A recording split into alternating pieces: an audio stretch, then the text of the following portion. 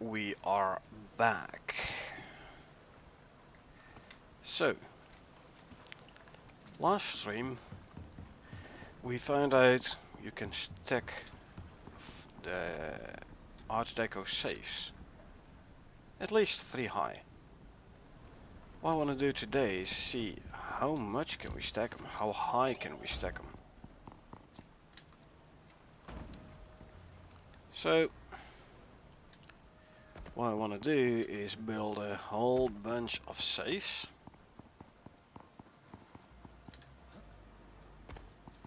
And then start stacking. Oops, did not want to do that. Oopsie. Anyway, so basically place it here and up and up and up, because then I can use the ladder to get up, up, up and see how high we can get. Also, what I want to do today is build out this room here a little bit. For the, I always forget which one it is, the brutalist or the industrial, the concrete, concrete furniture. So yeah, I'm gonna build it out of 2x4 maybe. It's gonna be concrete all around. So floors concrete, ceiling concrete, walls concrete. So you get like a nice concrete look. So let's see how much concrete we actually have. A decent amount here. I will have to make a ton of steel though. Although, not necessarily, the floors and ceilings are there already. All we need is walls. How are we looking here? I want 10 stacks of rebar.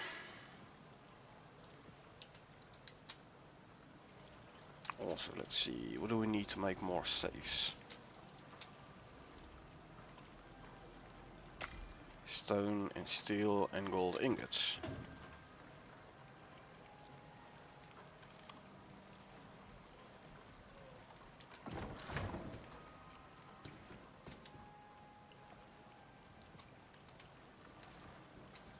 Anyway, let's see. How many more walls can I make? 19. Well, that's enough. 8 at 12, so I will need like 10 more. That should do it. Let's see, do we have any steel here? We do not. I might actually go out and mine a bunch of iron though. And also take a mount and go visit the exotics miner thingies I put down yesterday.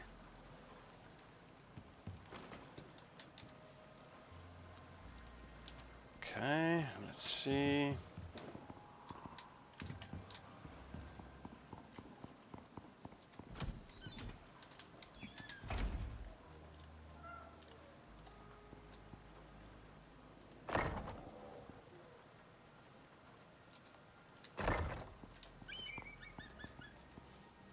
I can pick up this one. Oh yeah, make a bunch of glass walls as well, huh?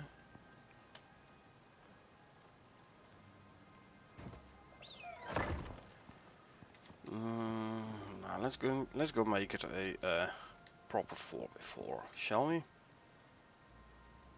Why not? I mean, I have the space anyway, so.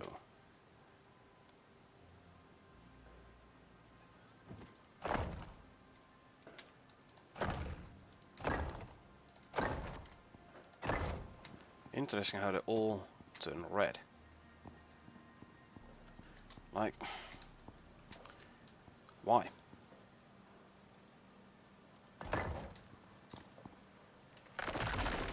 Actually, this one here I want to be a door frame.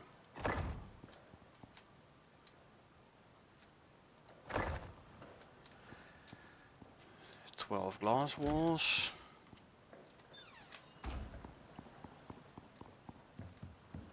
Reinforce the door, cause I think it looks good with concrete. Well, I could go for the wrong one. Let's put those there. I could go for where are I at? For this one, steel bar door. That might be fun as well. So let's make a bunch of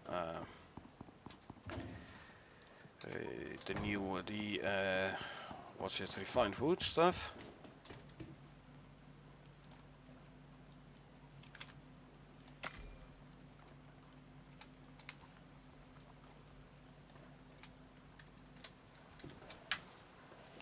Glass walls. Do I still have any?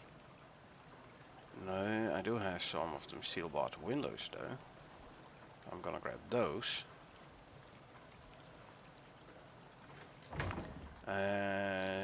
Glass walls. What do I need? How many can I make? No. Okay, so a bit more of that.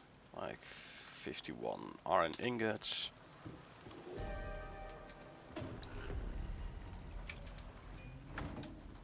And a ton of glass.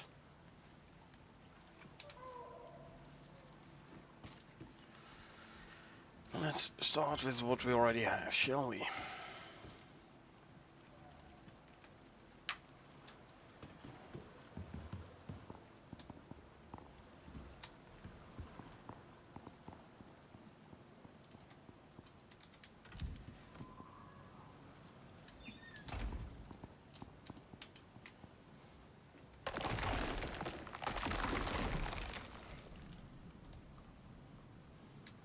Let's see, you and you. So I can put these in. There you go.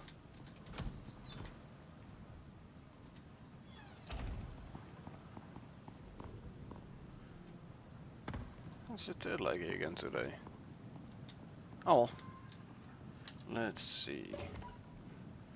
Let's grab a couple of stacks of glass. Also, I better start smelting some more iron.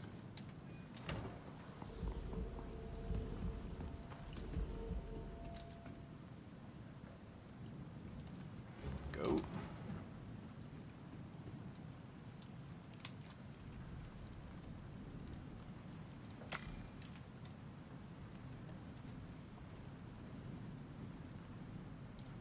Steel bar the door, a couple more of the windows. 4 should be good. I think. Yeah. Make it an even 5. I can do 2 in each walls. Door counting for 1 as well. So yeah, this run. Say safes. I need it. Steel. Ooh, steel and stone and gold ingots. Stone is okay. Gold ingots is okay. Steel. Totally different story. Gold ingots.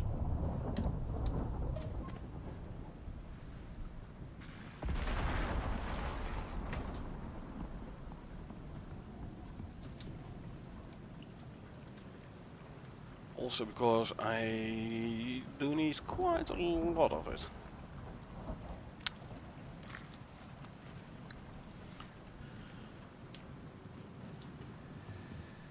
Okay. Let's see.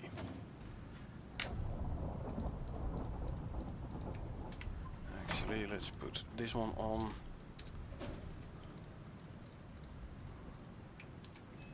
And let's grab 100 coal.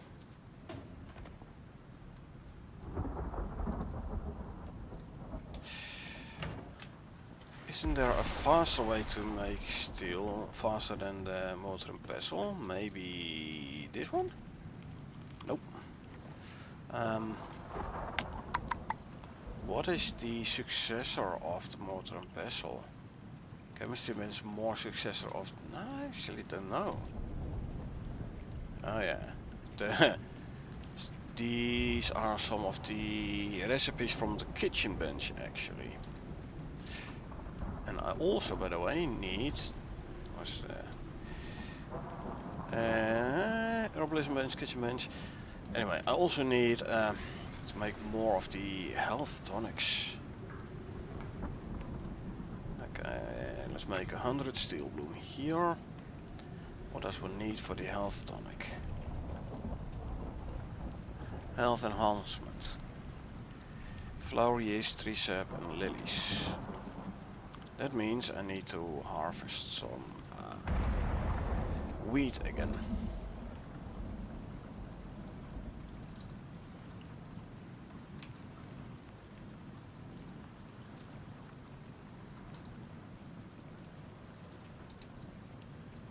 Well, actually, yeah, I can make those tonics in here as well, obviously.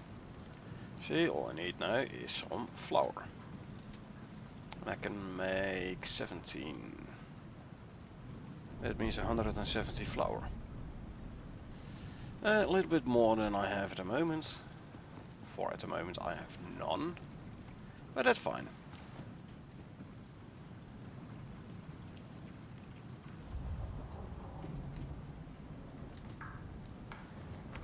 Grab the iron.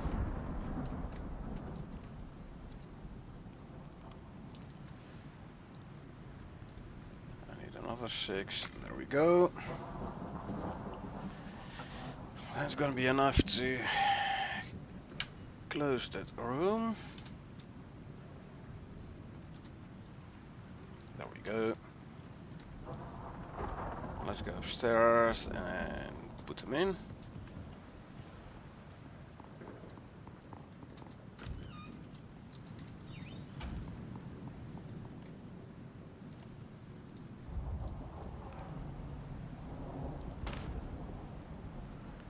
One, 2, 3, 4, 5, 6, 7, 8, 9, 10, 11, 12. These two are gonna be windows.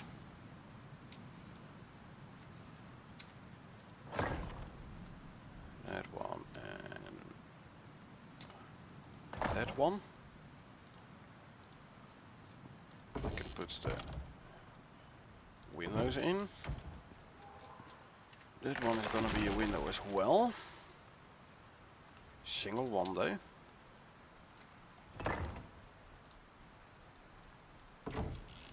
That one in. And you can go in there. Nah, the other way around. I think. No. I'll leave it like this. Okay. And I think I'm actually gonna light it with standing torches. And I can check this stuff in. Well, I might actually have gone with could have gone with a 2x4. Seen the amount of furniture, but I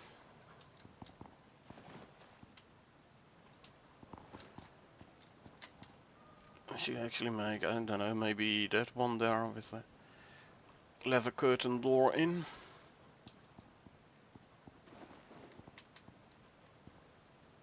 Yeah, brutalist. You're gonna be the carved wood room, so I need to grab all the carved wood stuff I have and maybe make more and put it in here. I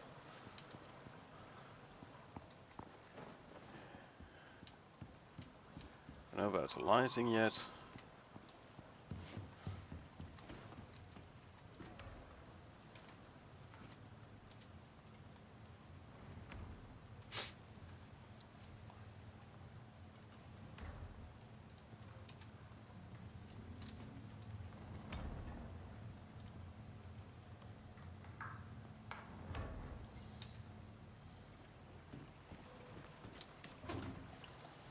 As you can go back there.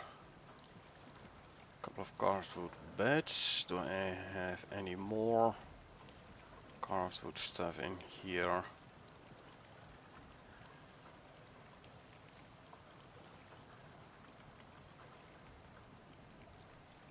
Nightstand and a couple of beds. That's all I have carved wood wise. Okay. So let's go and put it in the carved wood room then.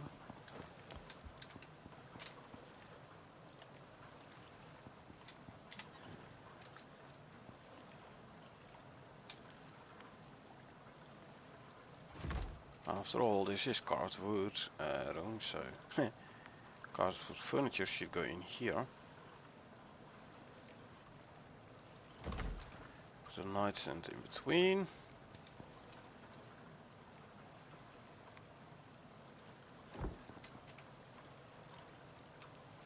And then a third bed. Just like there. I can do some more carved wood stuff there later on.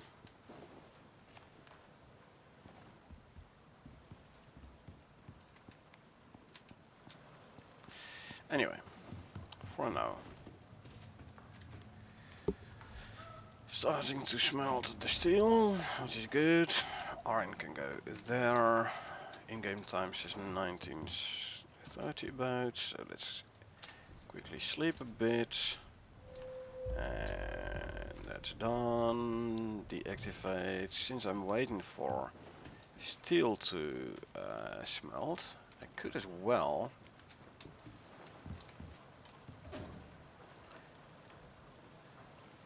where's my module? There it is. I could as well go out and quickly empty out some of the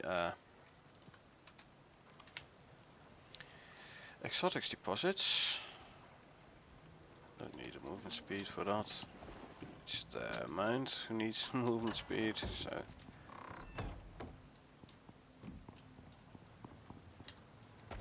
let's see.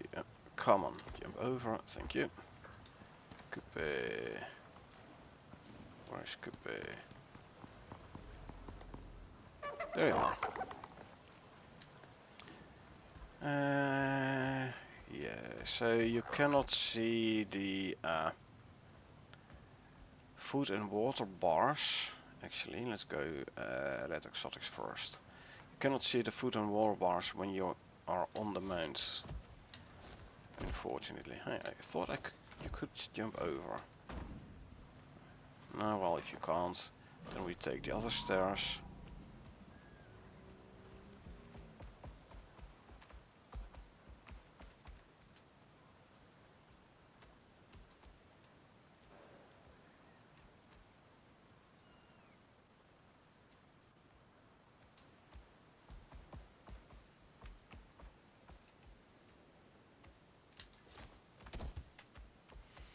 Okay.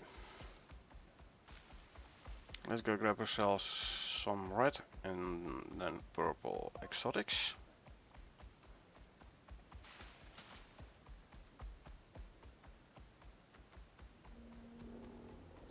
Assuming the mount can go through the cave proper without issues. We'll see. So again, this is a silent cave, i.e. no mount footsteps here.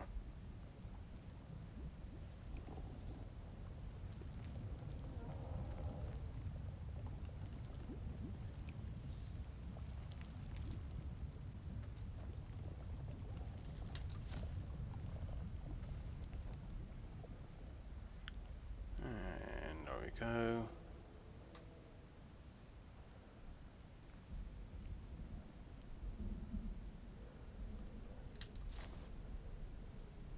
Get up there. Et voila. That's one.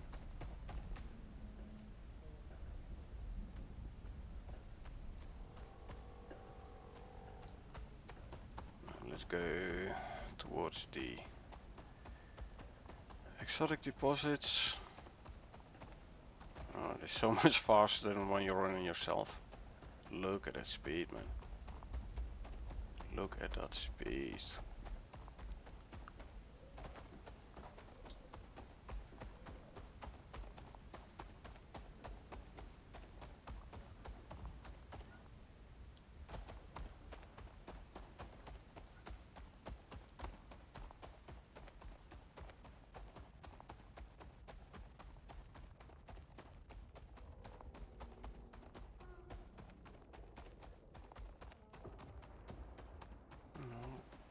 Go down here and then take a left.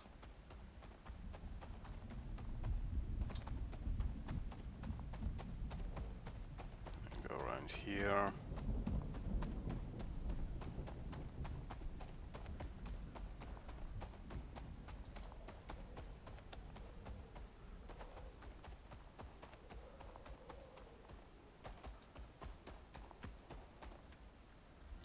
You stay.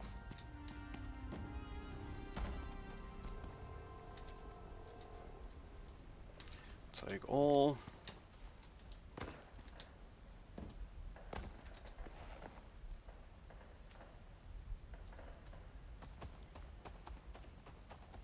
Let's go get the other one.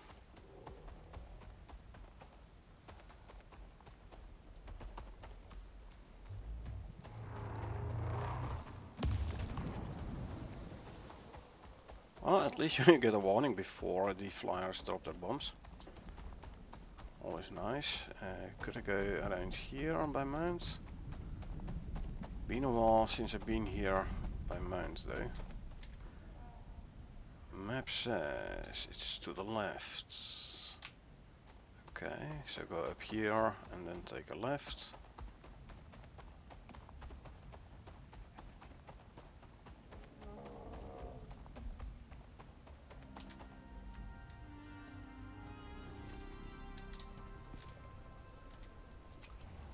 Take them. Still have 13 slots left. Okay. Should I go like that or no? You know what? I'm just gonna go home and then I'm gonna travel south here and then towards the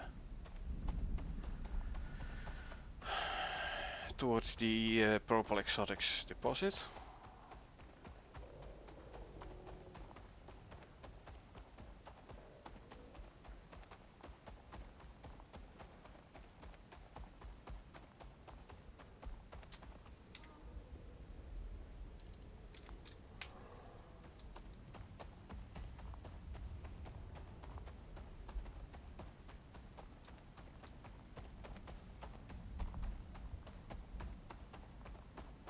Well, that also means I can drop off the red exotics before I go pick up the purple ones. So slots shouldn't be an issue.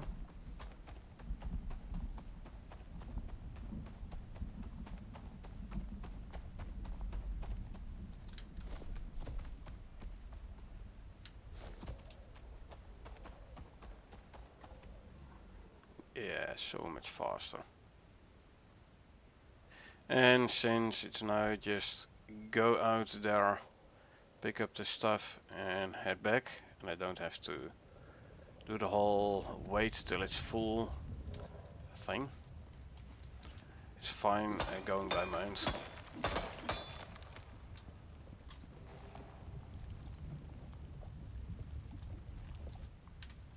I was running low on iron, so I'm gonna bring some of this stuff back. So iron ore as well as noxious crust. Iron, noxious crust is what is causing the poison damage. But it should be fine. Jump up there, thank you.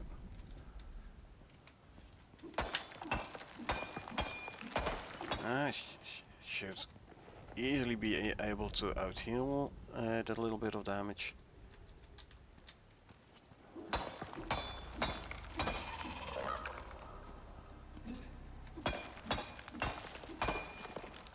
Four hits.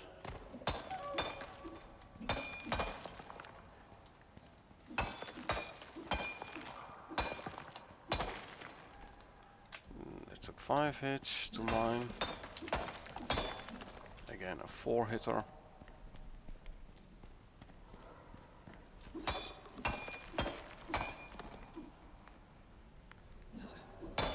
Five hits, but I don't have to. Ooh, already have the big backpack on, huh? Okay. Right. You carry some of this ore, so I can grab that. Okay, so I'm full on slots now. Okay. Okay. That's fine though. Yeah, it goes pretty quick when you use the miasmic pickaxe. Filling up your inventory slots goes pretty quick. This is gonna give me a decent amount of additional iron ore once I clean out the noxious. Whoa! Whoo! That was close. Once I clean out that noxious crust.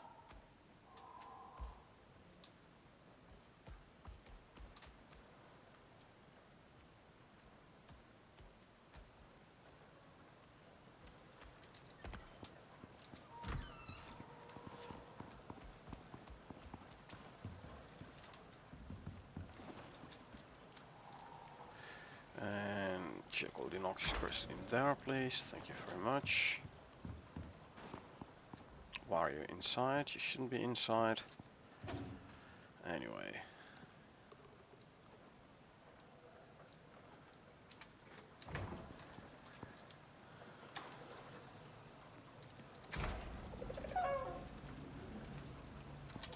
$25 in each.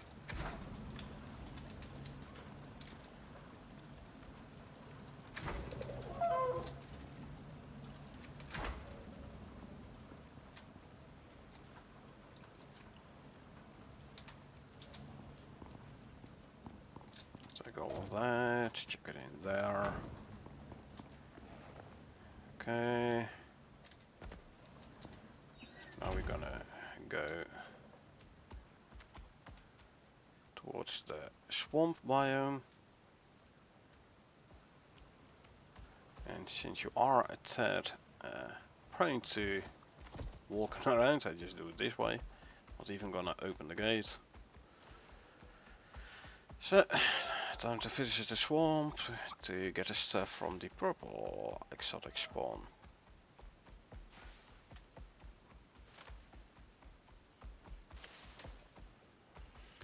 Meanwhile, the steel is smelting. I need a ton more steel if I want to make more of the brutalist furniture.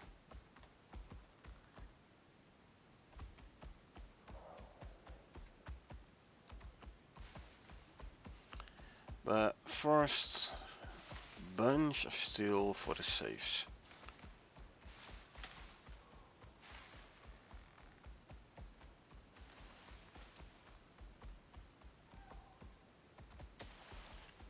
Cause I just want to see how high I can stack them, just for fun. Sure, I'm not gonna use that many safes, not in a long shot, but hey, who cares? It's gonna be a fun test. This was always the laggy part, and it's not laggy no more. Yay, they fixed that. Me like it that. Me like it that a lot.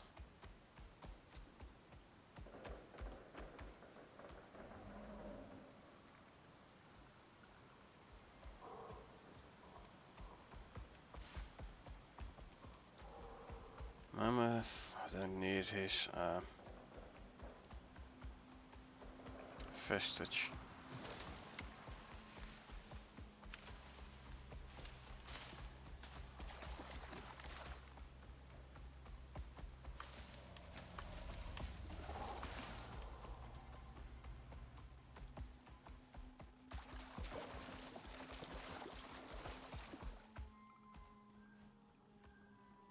Oh, it ran dry. Okay, oh well. That's fine though.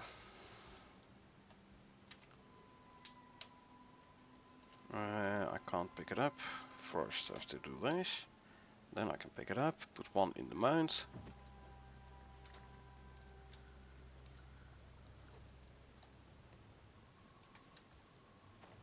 I'll just leave the 191, not bad. I just leave the wires, because I don't have the electricity tool with me. Oh, I am glad though that the icon was still here. Because otherwise I would not have known where to go to. Talking about where to go to. I have to go there. That away.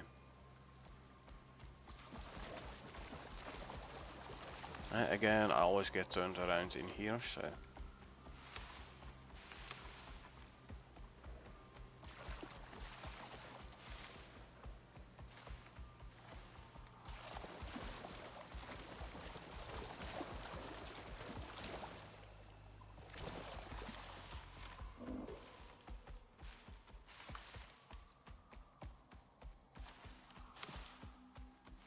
Yes, I apparently know as well.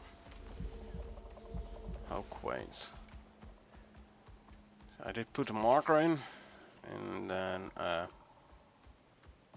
still get turned around. There I have to go to.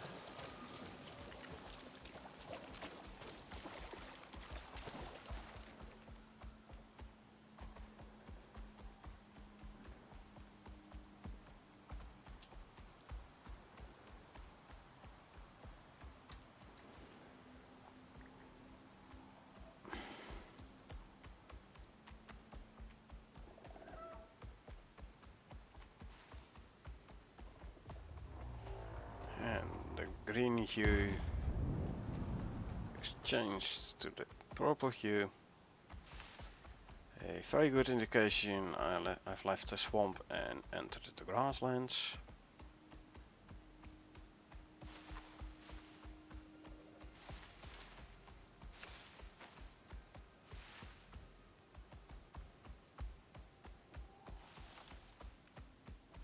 And there we go again.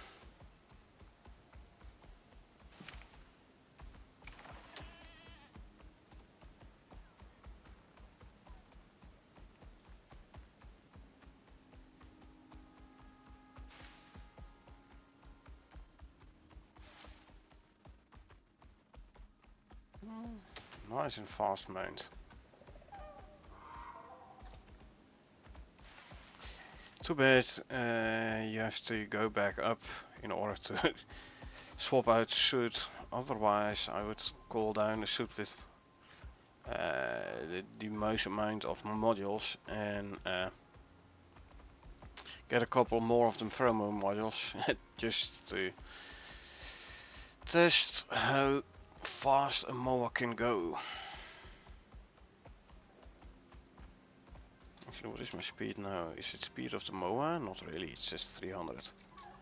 Normally I'm way faster. So yeah, too bad I can't see the speed of the mower. Now, you stay right there. Good. Because if you start wandering outside the gates, you might run into the gate. And by doing so, you might kill yourself on the fortified walls.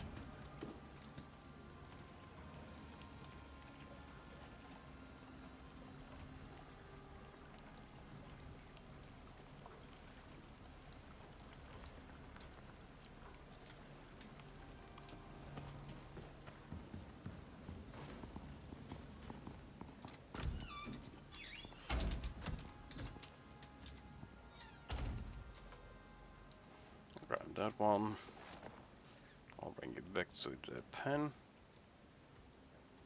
Okay, but since the purple exotic spawn is empty, that means meteor events is gonna happen again. What will that mean for for the red exotics tree, the one which was bugged before.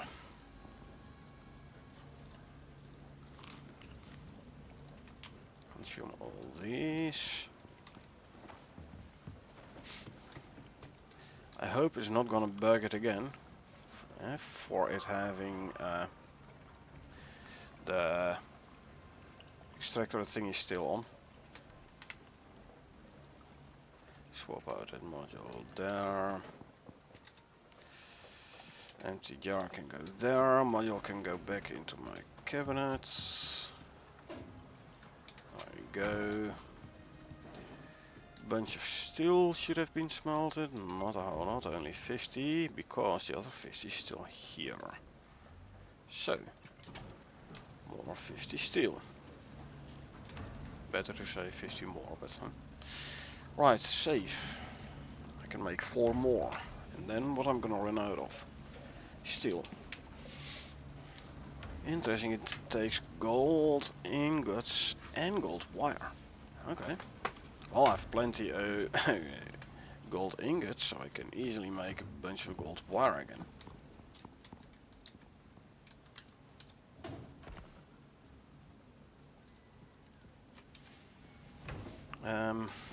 Yep.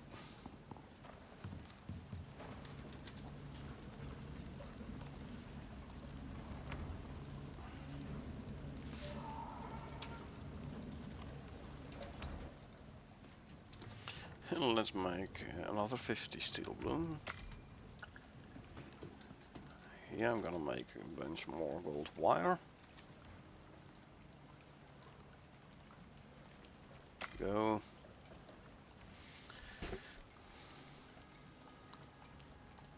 I'll make some of that. And I'll grab some of that gold wire and chuck it in the bench. Yeah, which bench? Decoration bench. That's the one, yes. Okay, a bunch of those. Let's start putting them down, shall we?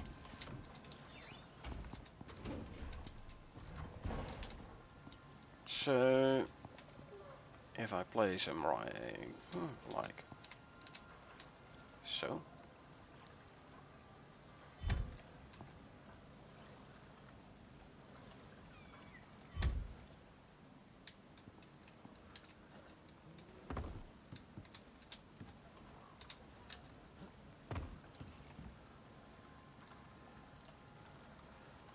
Three, 4. Can I stack them from below? Yes, I can. 5. Hey. Okay. Okay, so you can only stack them 5 high. But look at this. I can hook them up to the side. Wow.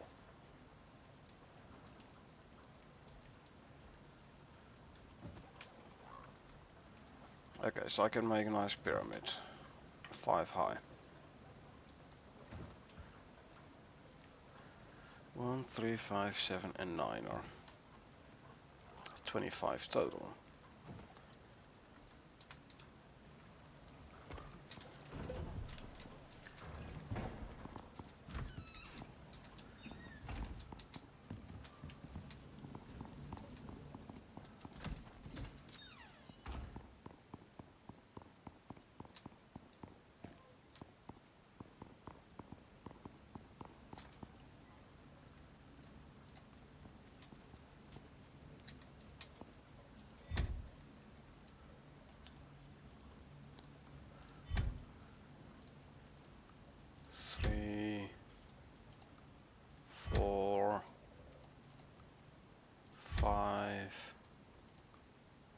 That ain't gonna happen. That can't be done.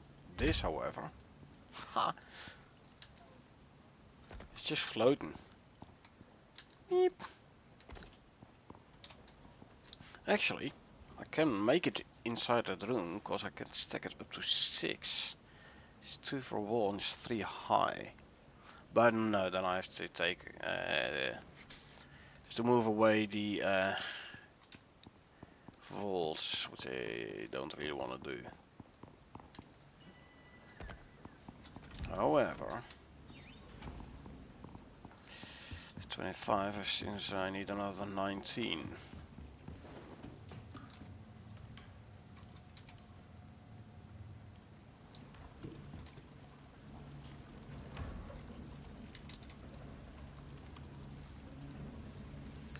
Make 3, then I'm out of gold wire.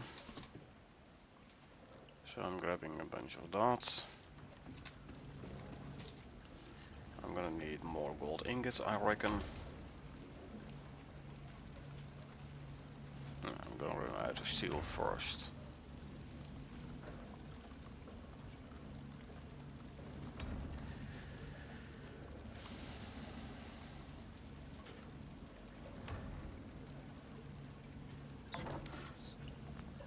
I'm gonna make 20 more. So, well, about 250 stone, just over 250 stone, about 100 gold ingots.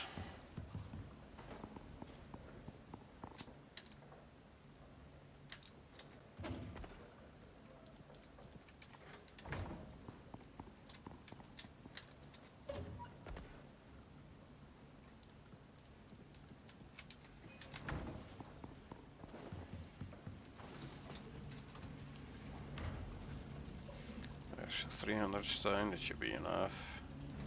Gold ingots.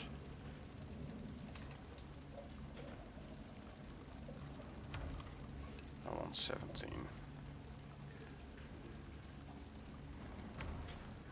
So I need 226 steel ingots. 226, that's a lot of steel.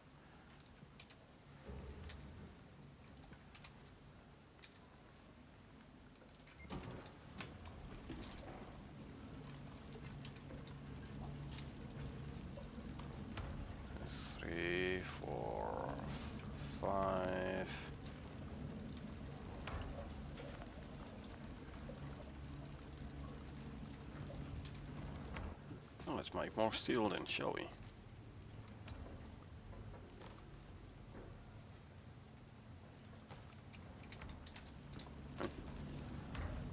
Thought I got a couple of full stacks. Need one more stack then. Sorry.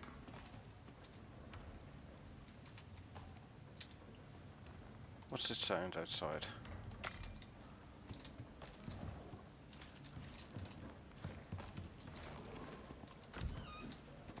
Must be a drak. Yeah. Drak indeed. Actually, I want my hammer.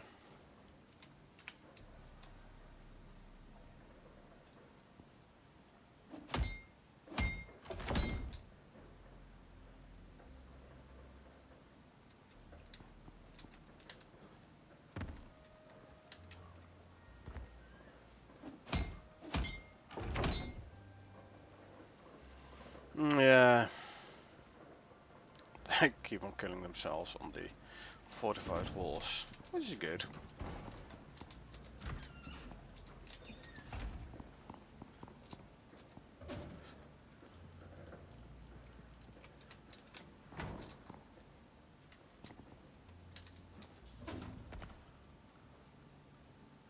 Grab another stack of coal.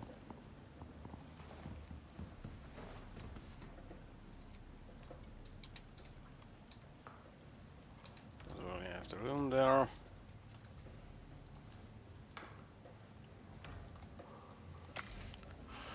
More steel. 1,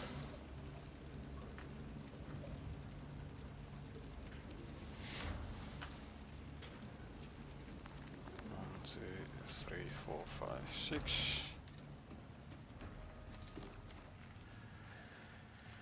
And 50 more. Then like 150. And those 50 is gonna be like 200 steel. How much more did I need, I said? Already forgot. 214. Actually 224. Okay. Well, still should give me a decent amount. 125. Oh, it's melting 1 for 1. Sorry, 1 for 5. Cool. I definitely gonna use the miasmic pickaxe a lot and a lot more then.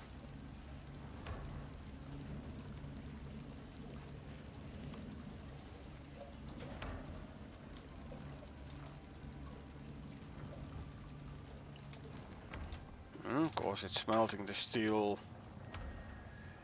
Sorry, if it cleans the noxious crystal 1 to 5 ratio, man,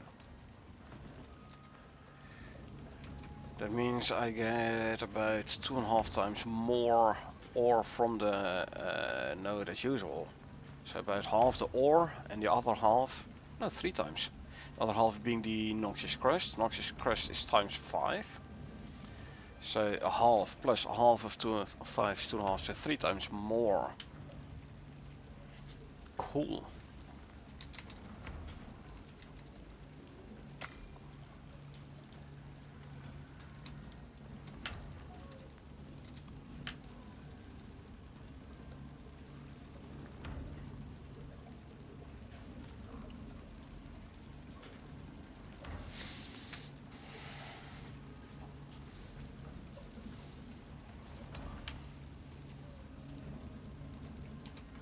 $25, I reckon.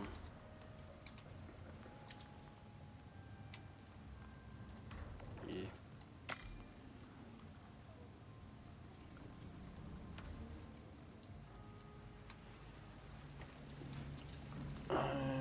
Let's see, 10 coal, so like 60 iron ore. I'll just turn it all into, at least, including all the coal, into steel bloom.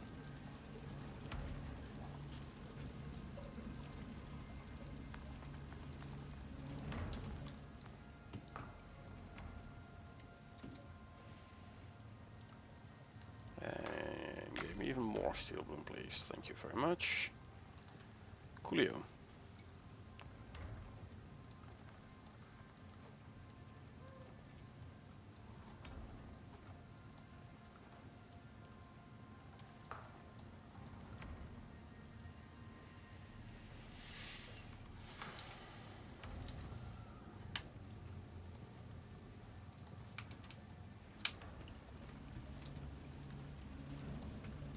Yeah, so there is a maximum height at which you can stack these safes. So the devs did think about that. On the one side it's a good thing, on the other side, slightly... I would have been laughing quite a bit if I would have been able to stack them like, I don't know, 10, 20 high. But yeah, I'll have to settle with 5 apparently. Okay. How wide can we do them now though?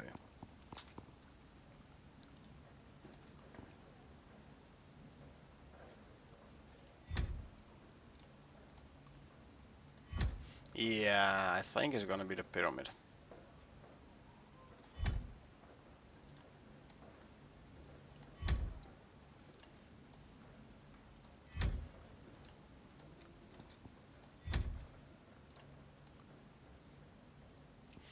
Although...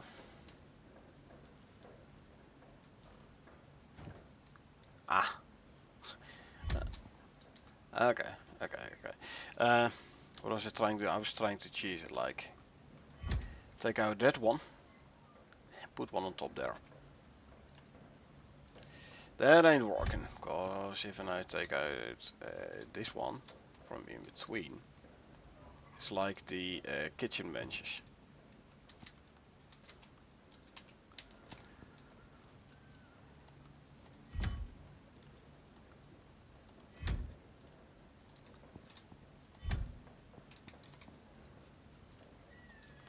Yeah, and it's just gonna take out the others.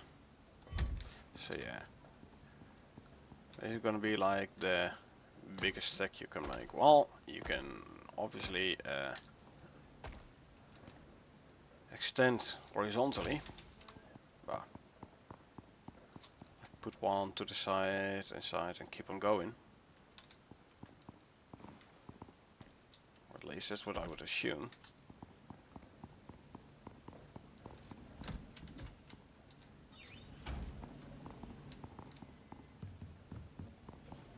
Anyway, let's grab some of those cleaned exotics.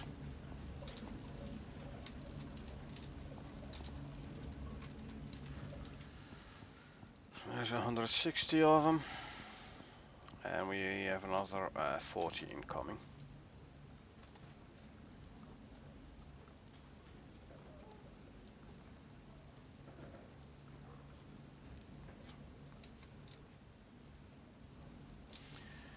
$32, $44.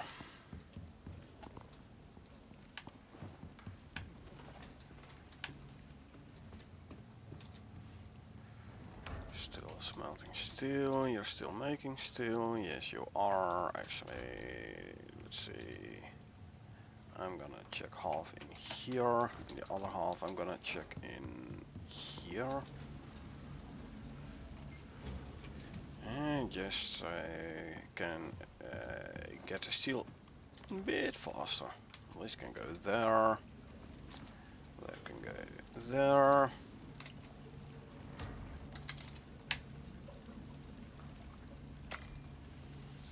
Make 3 more of those.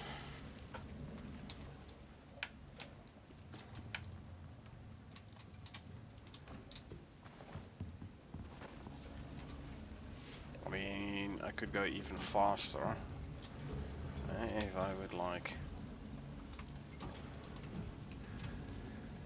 distribute them across all 4. And why shouldn't I? Right.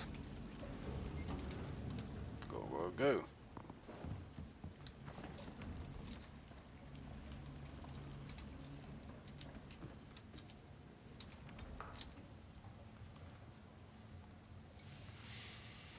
Quite some to go though. Actually, clear queue, grab all that. How much can I make here? 72 is 36. 18 here.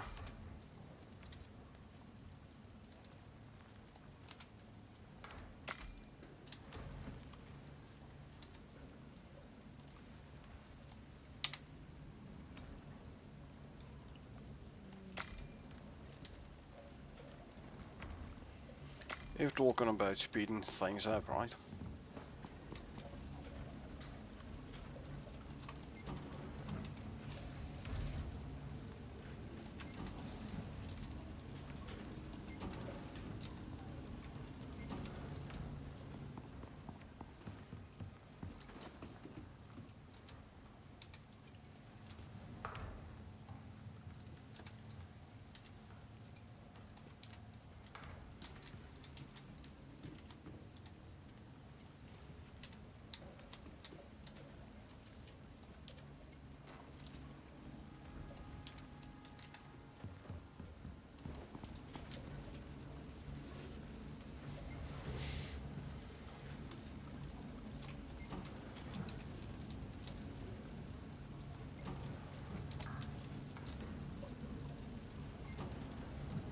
So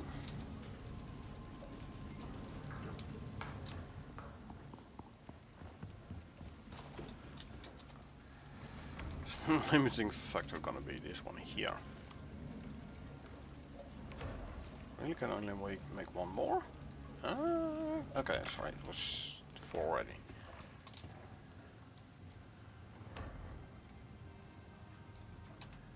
Get this, get that,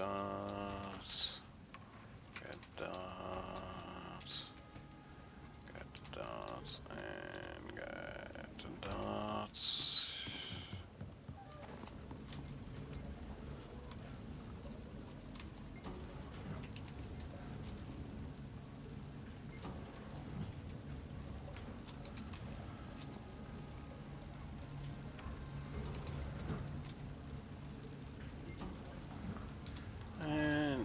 Again. None of these can go in here. Make a couple more saves. Gonna make 10 total.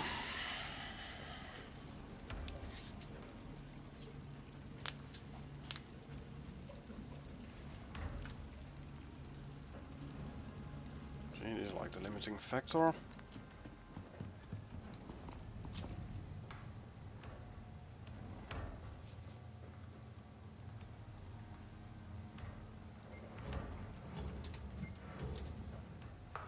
Grab all those, grab all those. Grab all those. And grab all those.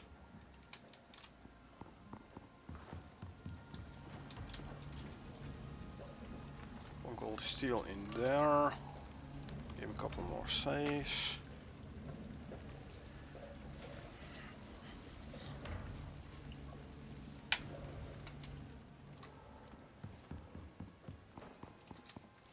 Meantime, give me all the copper ingots, please. I'll turn this into copper wire. And then I'll make a bunch more electronics. Because I'm almost short on those anyway.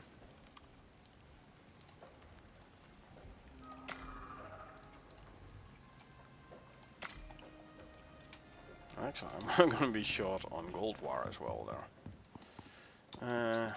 Let's grab like 40 of these. Turn it into gold wire.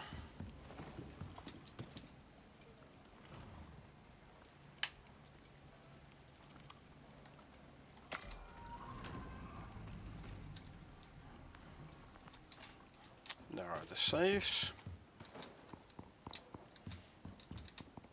Let's go finish our stack. I wonder, is there a limit as to how much you can place next to one another as well? Like how wide can you make the stack?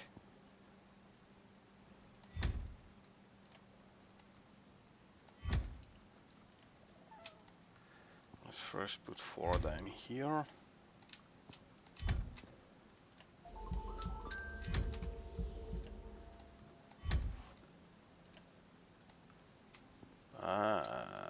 Okay, it's definitely the end, man.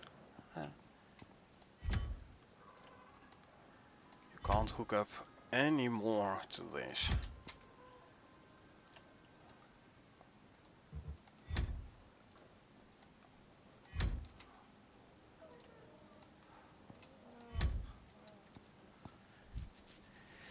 No, I'm actually wondering, because I believe the patch notes, the image did show something looking like it was placed halfway. No, you can't. Okay, so you have to stack neatly. Alrighty, still decent amount of saves in it.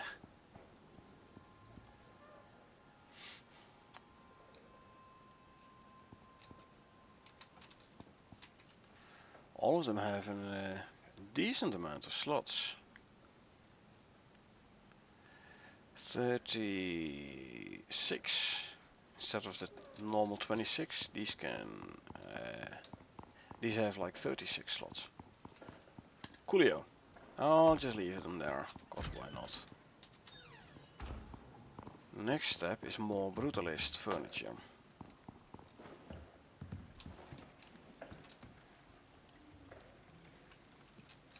Right.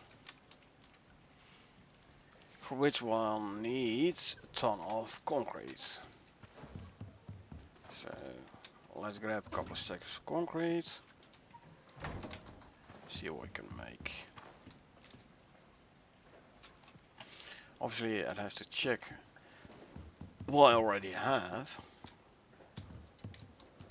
What I already have is bedtime.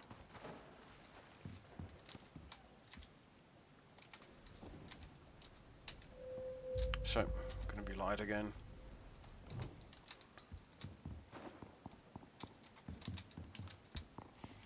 So, let's have a look, shall we? Brutalist. I have display cabinets, and I have the coffee table, sitting bench, two-seater couch, octagonal table, and one Dining chair and a lounge chair even. Okay. So, what we need is a big table. A 3-seater coach. Things like that. So, Brutalist. 3-seater coach. I have the 2-seater. I have the sitting bench. Why is a nice big table? It's a coffee table. I need some iron for that, but that's fine, I can do. Should I go for... why not? Let's just go for the 10-seater table. Why not? Why the peep not, yeah?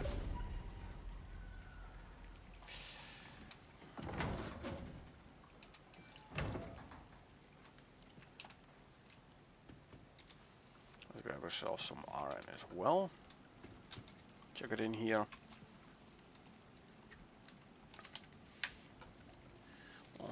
I also want a wardrobe.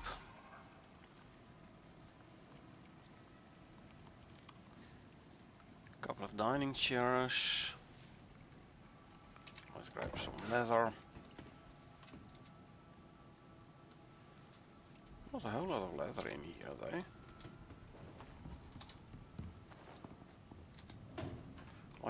Luckily I have a bunch there.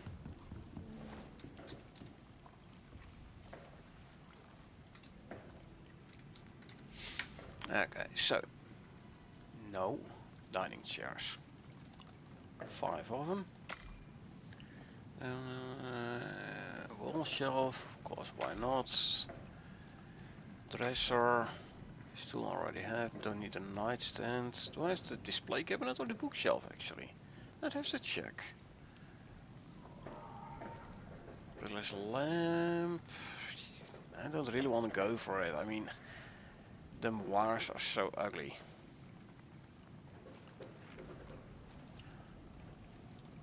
I don't think I have the coffee table, so I'm gonna grab some glass. Not a whole lot of glass remaining there. Enough for the coffee table though.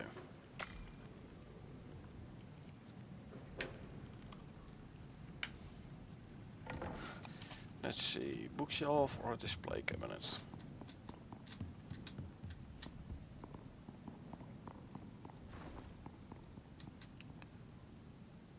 Display cabinet. Okay, so I also want the bookshelf. Right, let's grab all this already. As for rugs and stuff, I can do that at a later point. Don't really need to do them now. Oh, I already have a coffee table. Yeah, I do. Okay. Oh well, then I have 2 coffee tables. Who cares?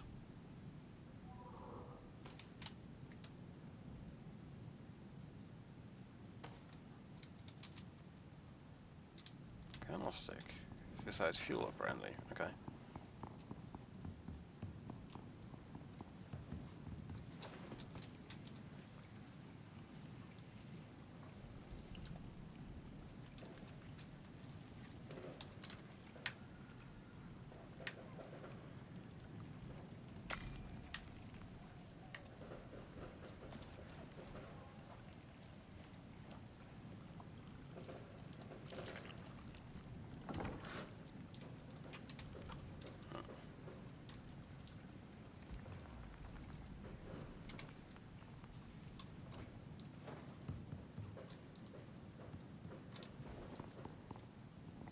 Right, see.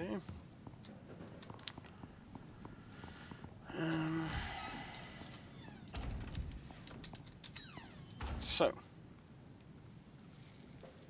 let's see. 10-seater table. If I deploy the one in the corner, I can have a 4-1 chairs. Actually, let's put it in this corner. No. Better put it another. Yeah, I think this is better.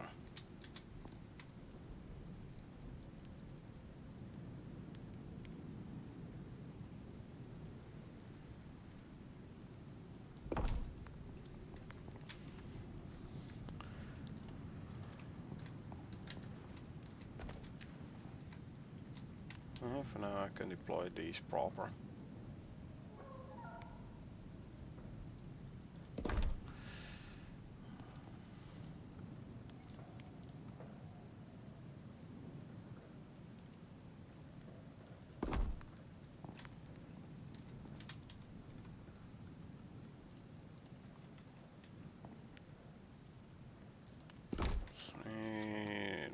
let's space these roughly. So that means that this one gonna have to go about here. Yeah.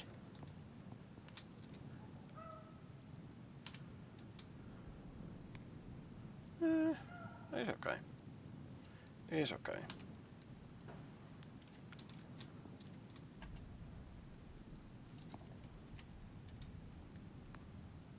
Yeah.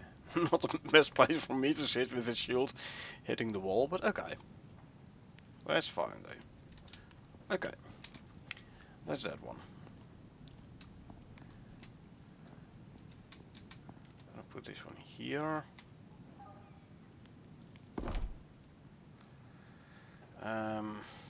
Coffee table.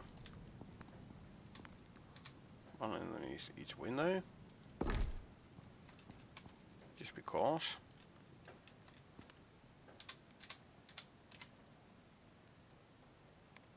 And put this one on the table here. Let's see. Wardrobe can go, say, here.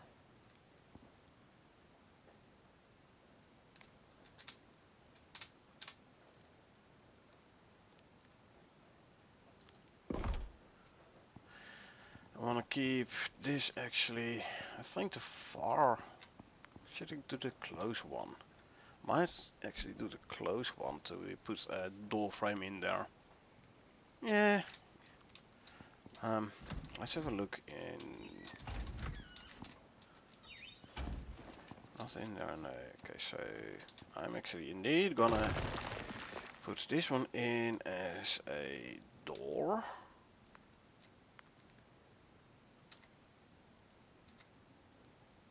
Okay. That means I can put you like so. If I put this one like, actually, I'm gonna grab you, I'm gonna move you. What I want to do is, where's the seat? And I put it there. Lounge chair. If I put you here, I put you about, say, about here. Yeah. I can put the 3-seater.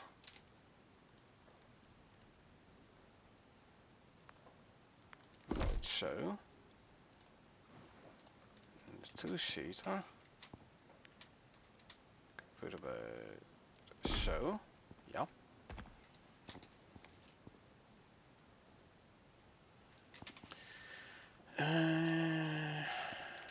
You get a coffee table in front of you. What's still left? The display cabinet. I think this is a good place for the display cabinet. Then I have the bookshelf.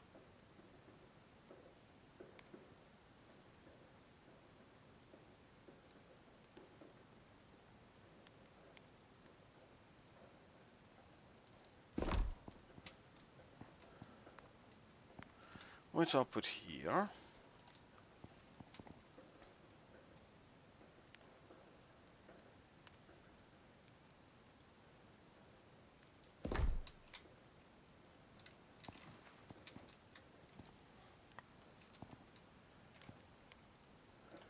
And then I'll put these two like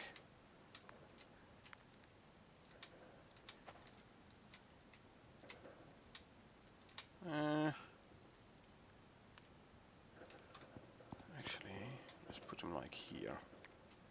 the other way around, obviously. So like so. Okay.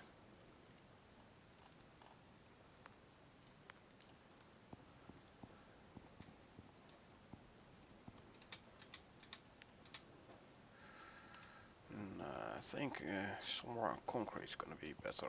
I can actually... might be interesting concept to put it here actually, you know? Yeah, so you have like the...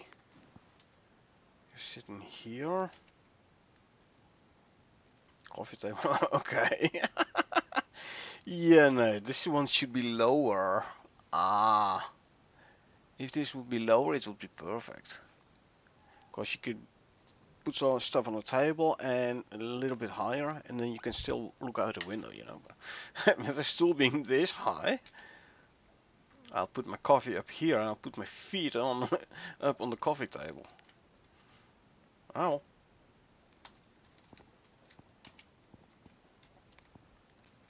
Maybe I should put it back a bit, the stool. Yeah, I'm gonna put it slightly back.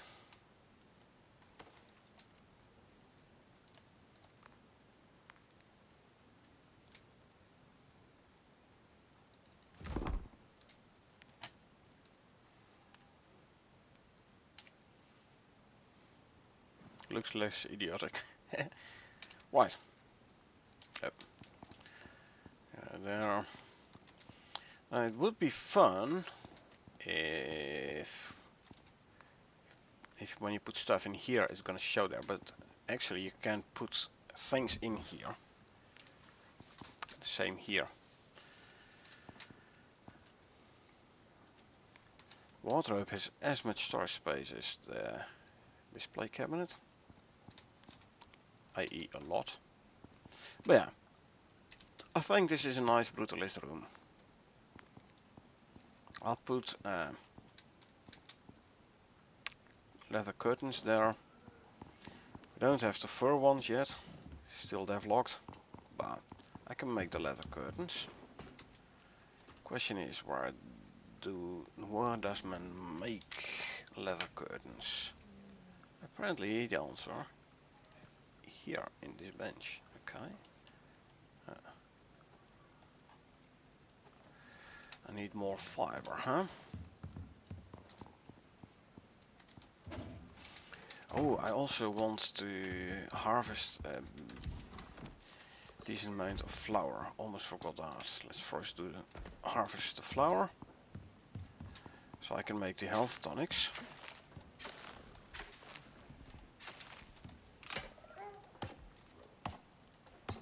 Come on.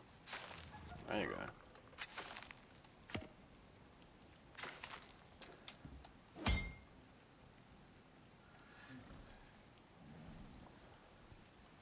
So at least crop plots don't take any damage no more when you hit them with the sickle. It has been different as well. So yeah, the meteor event. Okay, that means I'm gonna do a scan close to the red tree, the one which got bugged all the time before.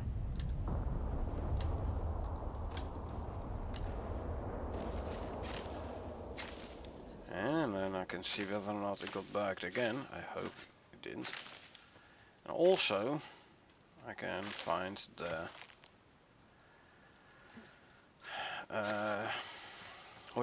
the exotics, the deposit that has been respawned.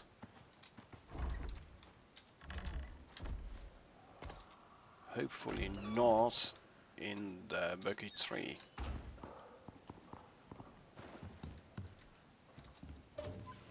Because this would be slightly less than ideal. I didn't get a whole lot of fiber though. Anyway.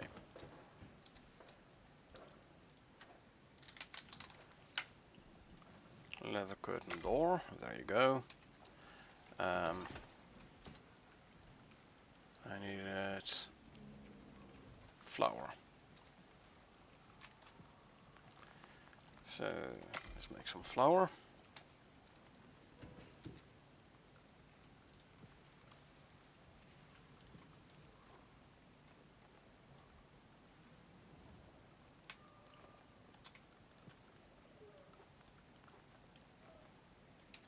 Yeah, sorry, my OCD.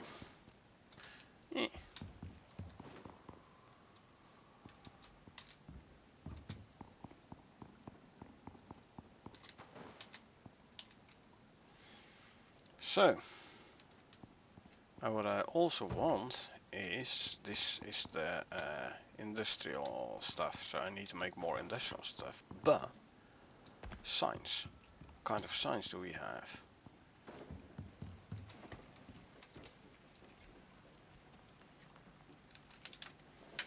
Okay, only the Art Deco wall sign, and the other one, the sign in here, that I know for a fact, only the small wood sign. Huh. Weren't there more signs at some point?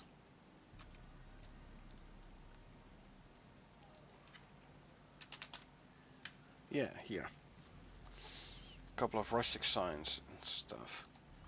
Let's make one of these. See how this looks. Wall mount variant above the door here.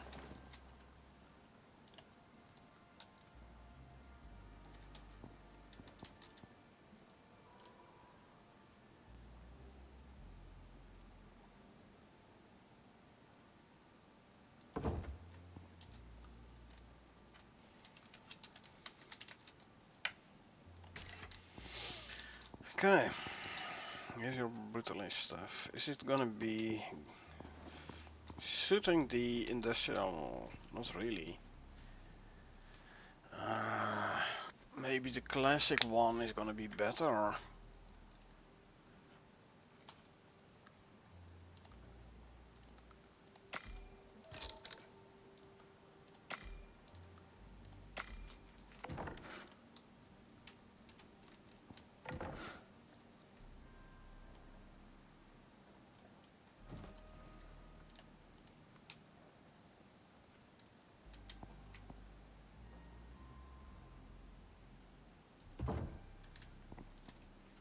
I don't know actually.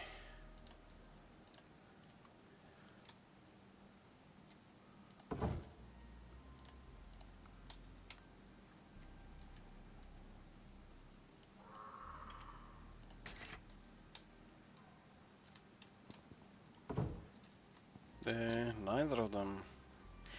I mean, I want a sign in industrial style like we have here, which is like Art Deco style. I want a similar thing for... Yeah. I think this is still the best, like the straight lines of the industrial look.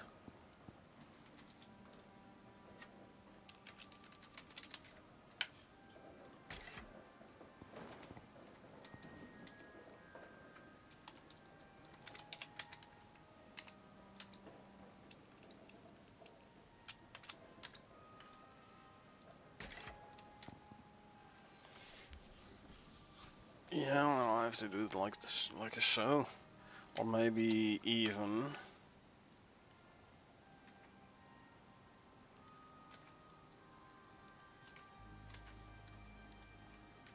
like so.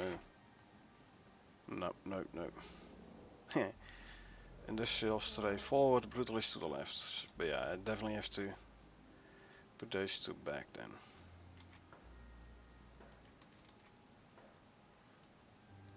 I reverse these two.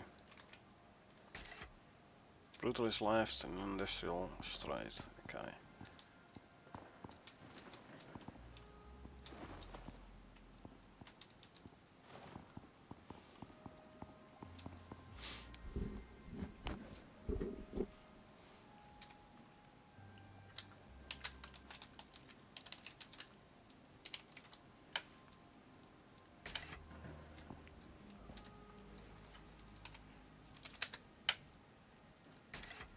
Stables that way and greenhouse to the right.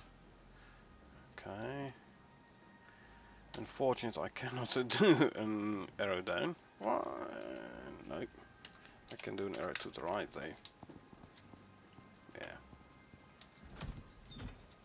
Anyway, Coupe. Where you at? I have the radar. I believe I left the radar in the little base here. But these two still do have the little exotic sign on them, so you're good on food and water, not really.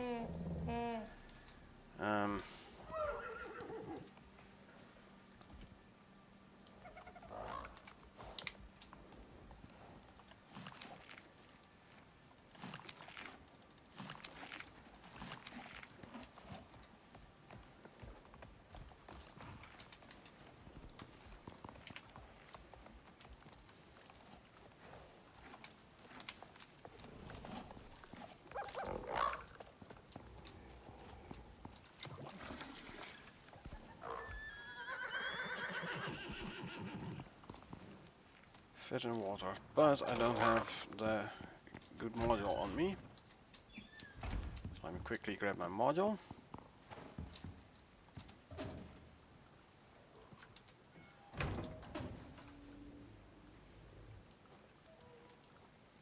We should go there.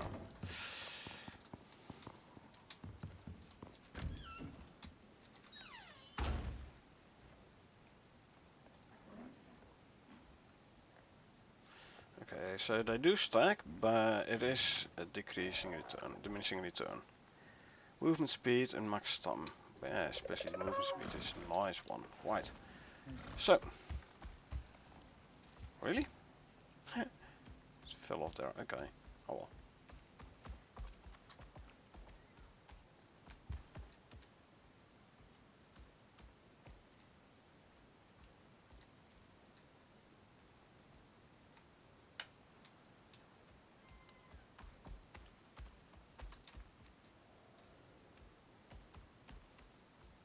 There you go.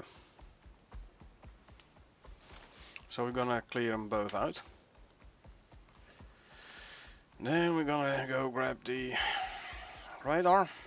What we're gonna do is scan. Well, actually I'm gonna leave this one in that base there whilst I do a scan nearby. I don't want Coupe to take any danger.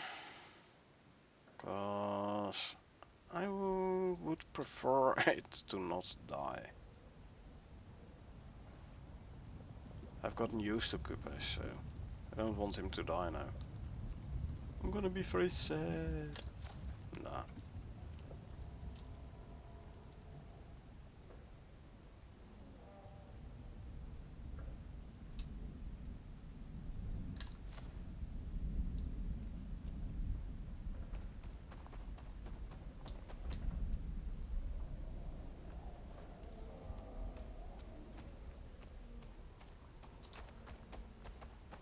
So, let's go grab the red exotics, empty them out, of course why not, I'm close here anyway, and then do a scan to see where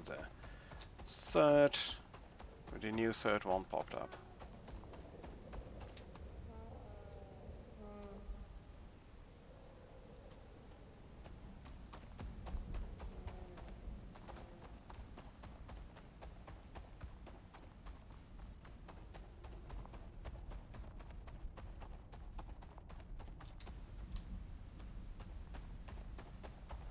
Okay, where the heck am I going? Wrong way around is where.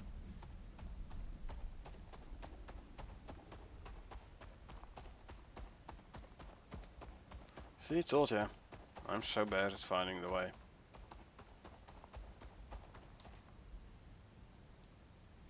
Oh. Can you get up here? Yes you can, lovely.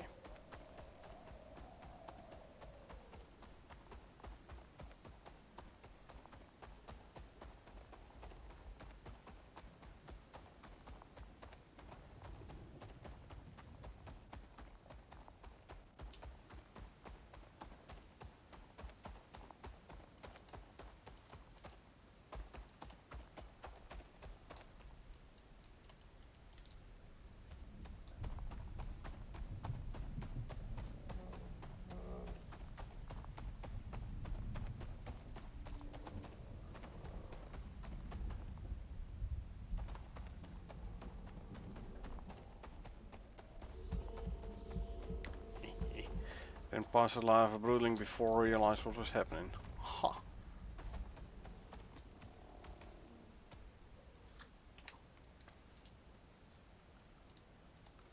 Consume, consume, consume. Get off, get here. Empty out. Fail to run up the rock. Back to my mount. And running again.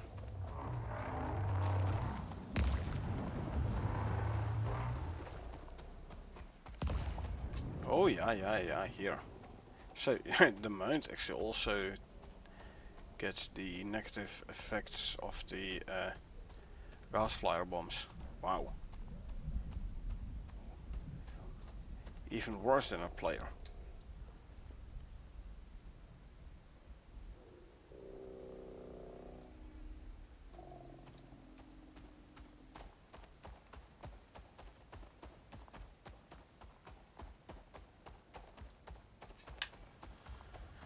Even worse than a player. Alright, let's see.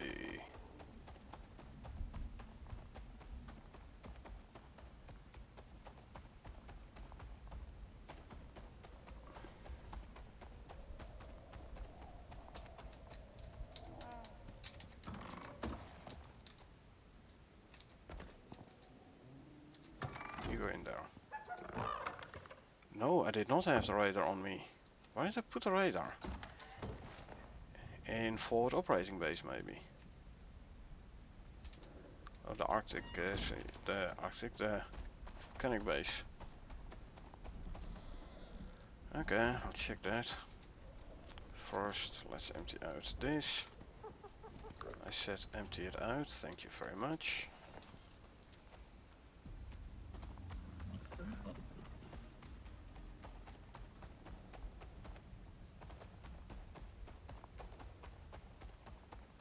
Let's go check the volcanic base, shall we? See whether or not we left the radar over there. I don't think I brought it back to main base. Huh.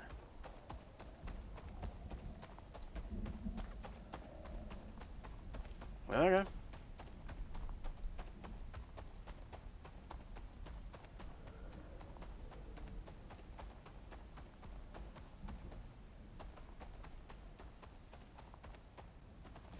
But yeah, 100 raw exotics after cleaning means 200 exotics. Yeah.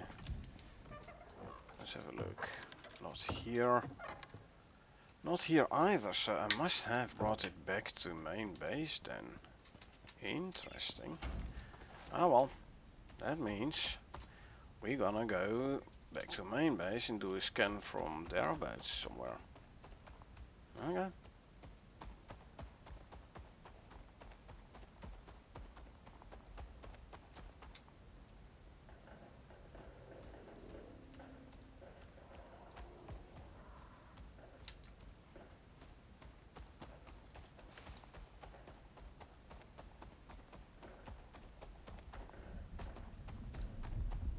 I'll do a scan from main base, alright. Okay, not from here, but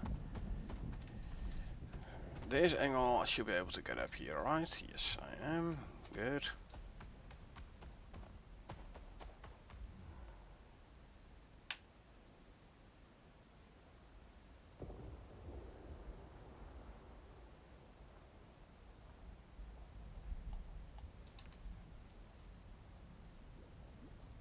Oh, almost.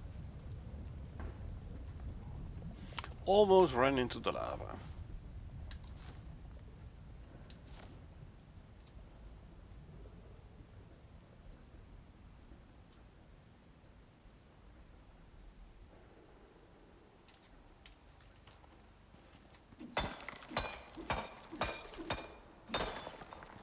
Let's grab some more iron. Because the industrial furniture set is gonna require a bunch of iron. I bet. This one.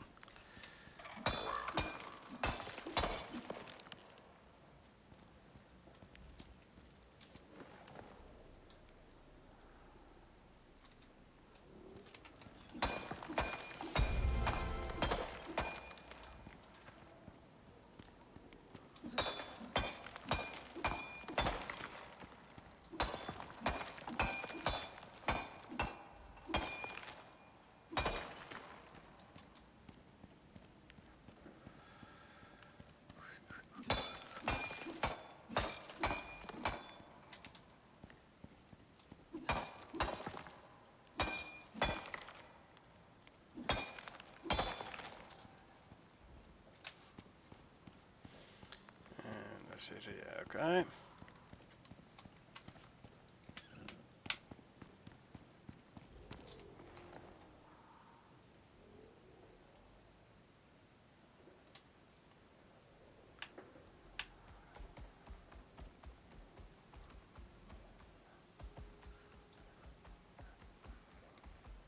Here we go. There we go.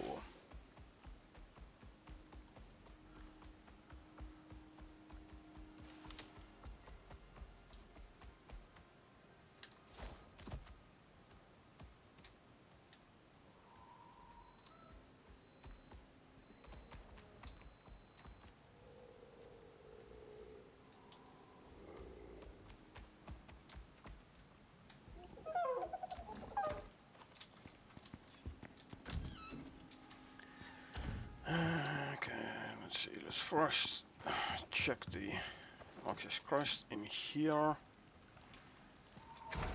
So the annoying blinking of the screen stops. Iron ore goes in there.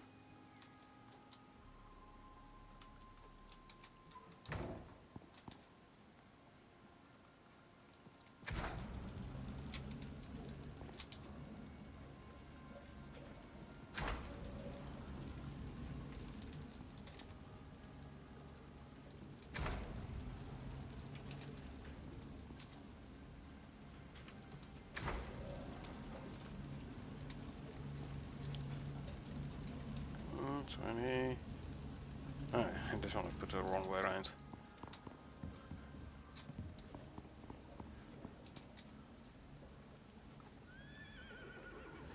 Yep, another 200 coming in.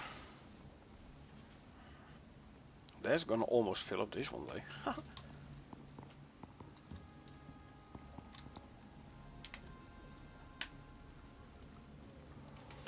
This one's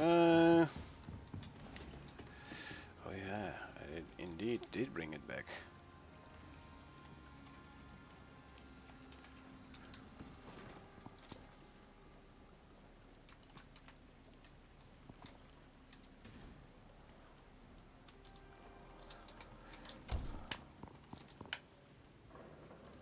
I have to put tricep in there. Do I have tricep lying around? I do not.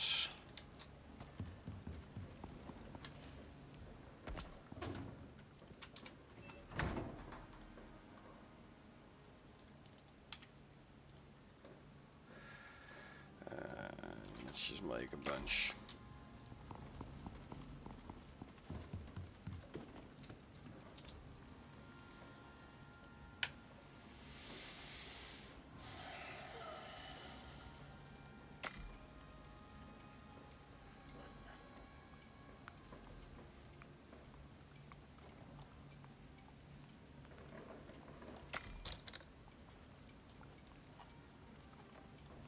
Okay, let's do a quick scan.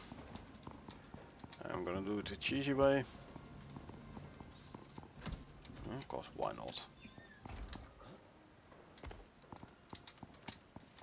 And when I say the cheesy way, I mean a way that's safe for me, but not for whatever's gonna attack me.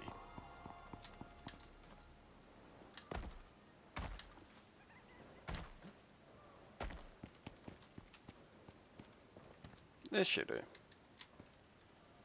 Right. 1.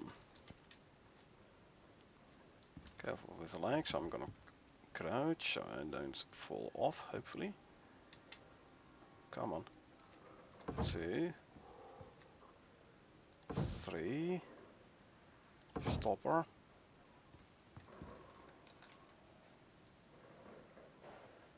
Put this one up. Put the biofuel in. Now everything that's gonna run up here to attack me is gonna end up all the way down.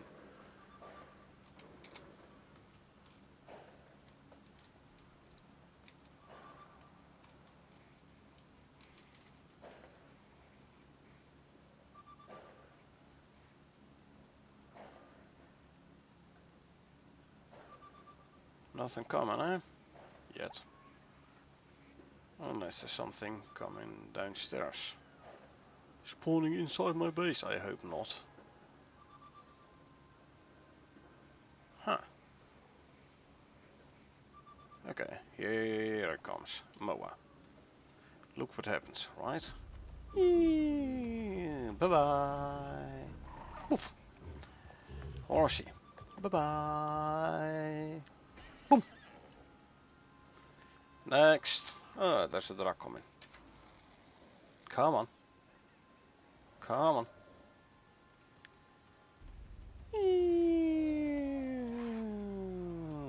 Splat.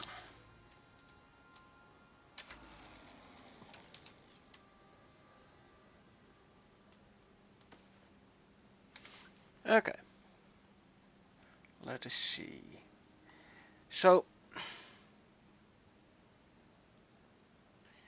actually there are 3. I think, although it could be 2. 1700 in game. After I slept, I'm gonna go and run one in the volcanic biome. Because readings aren't entirely conclusive. Might be 3 in the volcanic, or it might be just 2. But so far I haven't seen anything indicating a double exotics location.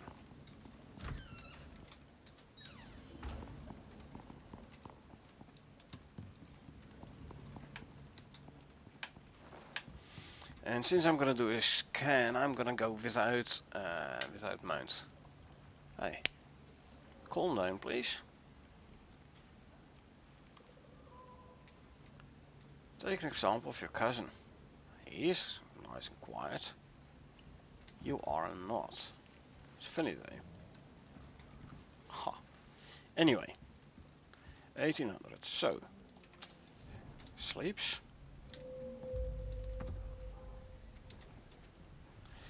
Deactivates this one. Don't care about the cleaners.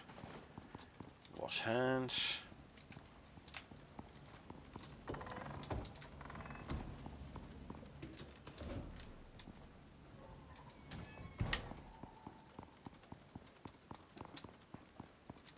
And run the stairs.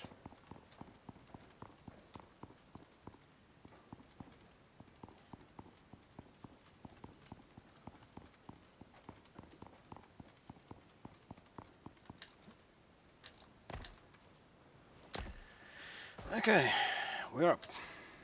We're on our way to do a scan to tell me if and where there are exotic locations in the volcanic biome.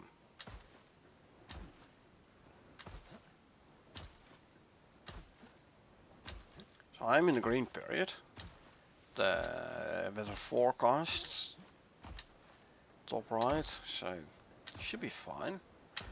But I've also seen that it's like real life, weather forecasts aren't really reliable.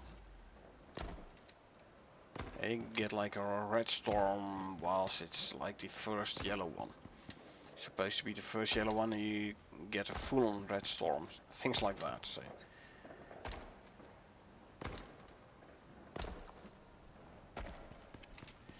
Which backpack am I carrying? Let's put this backpack on. So less fall damage.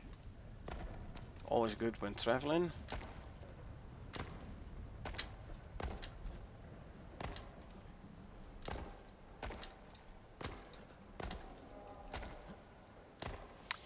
Yes, nice bow. I know, right? It's the composite bow. Have you mainly been using archery? I do a lot with bow and arrow, yes, but I also do use gun quite regularly. However, I'm running with a bow out because of let me find it. Because of this talent, bow agility. I have 10% more movement speed when I have my bow out. So if I have my bow out, I can show you. Currently I have a movement speed of 532. If I take out the bow, it's 497. So yeah, bow is definitely speeding up my character. Don't use many of the combat perks? No, not really. I mean, why would I need the combat talents? Basically, I can outrun most of the animals. Meaning I don't have to fight them. Not because I can't fight them, but more like I can't be bothered. It takes time. I don't want to spend time on fighting the animals.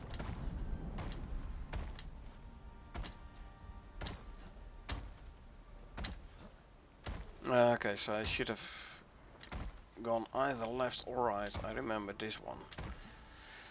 Okay, let's see. There should be a relative safe way down somewhere about here. Yes. Oh, lovely. Weather event. It's just a green one though, so it should be fine. Oh, I'm only there. Okay. You just got a game last night. Been trying to see how others are playing. Lots of solo people. Yeah, usually I play co-op.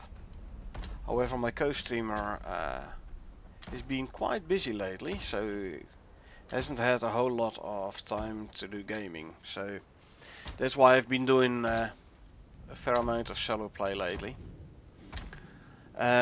She got a game last night. I hope you enjoyed the game. I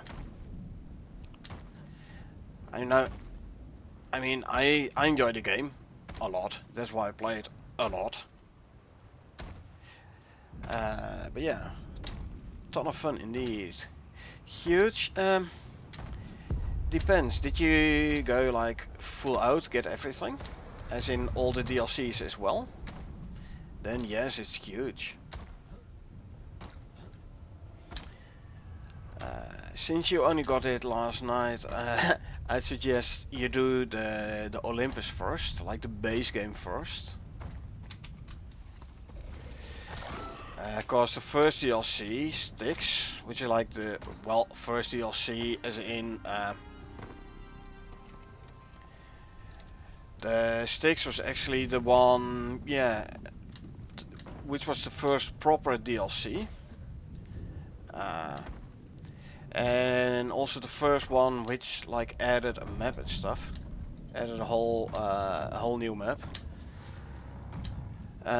Styx is harder than Olympus, and Prometheus is exponentially harder than Styx. To give you an idea, I've been playing this game since beta. So I have a decent amount of experience here. When I got the Styx DLC, when we got the Styx DLC, I have to say, my co-streamer and I, we started new characters to play on the new DLC. It was tough but doable. That was like 4 or 5 months after the, no, a bit more, a couple of months after the game launched, Styx came out. So yes, we had some experience, but not a whole lot yet. So, waiting out the storm cause my exposure is going up, and I'm starting to take damage. So, anyway, when Prometheus came out, we once again started new characters. Level 0, no space gear, no nothing. So basically completely new. And it was tough, very tough. We managed to do it, but only because we had like close to 2 years experience on Olympus and Styx. Without it, we wouldn't have been able to. I mean, sure, you start playing, you die, you respawn, you die again, and over time you like level up your character a bit, but it would have been very, very hard if we would not have had the experience we had.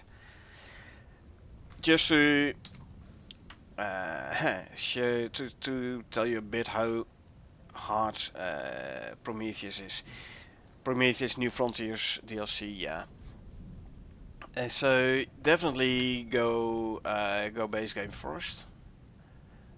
Do the missions, get yourself some nice space gear, space gear, space gear, space gear, space gear, space gear, although I don't really use this one a lot. Modules. So do the missions on Olympus, get yourself some Ren, get yourself some purple exotics. Then when you have a decent amount of two of them, okay, decent amount of experience, nice bit of gear, you can start thinking about doing Prometheus, doing New Frontiers DLC. But again, it ain't gonna be easy. I can tell you that much.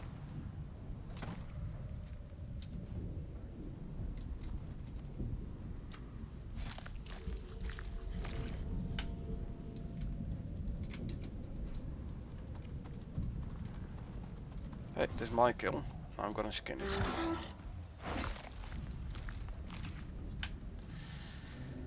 Okay, you attack me, you're gonna die. You're calming down? Okay, you're calming down. Good.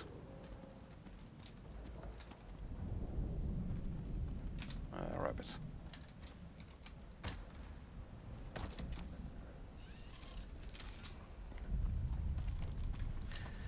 Also, space gear. So you see me walk with the niche pickaxe out, yes?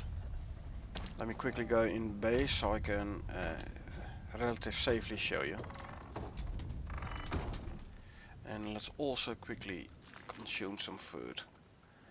So, as you can see down here, I'm over encumbered, right? I'm carrying more than I should be carrying. This means I get a movement speed penalty. I can only travel at speed of 312. Now I have talents helping me out here, reducing the over encumbrance penalty. And also this pickaxe, which is an additional minus 50% over encumbrance penalty. So with this talent and this pickaxe, I can still move at 75% of my normal speed, even when being over encumbered.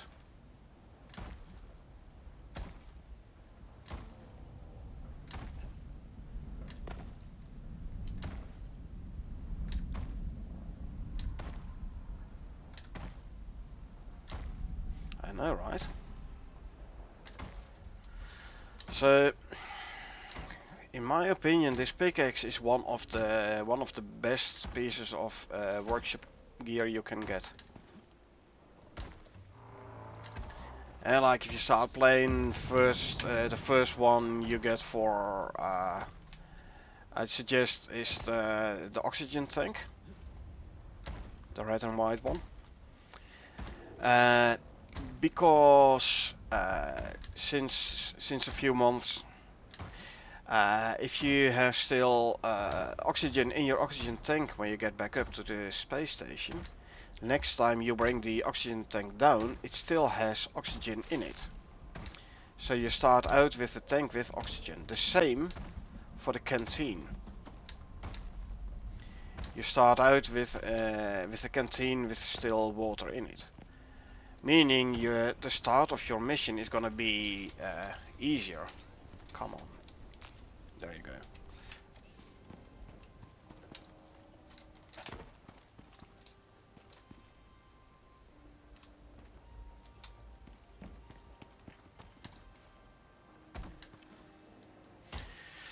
But yeah, as a third one, I'd say the pickaxe. Definitely pickaxe.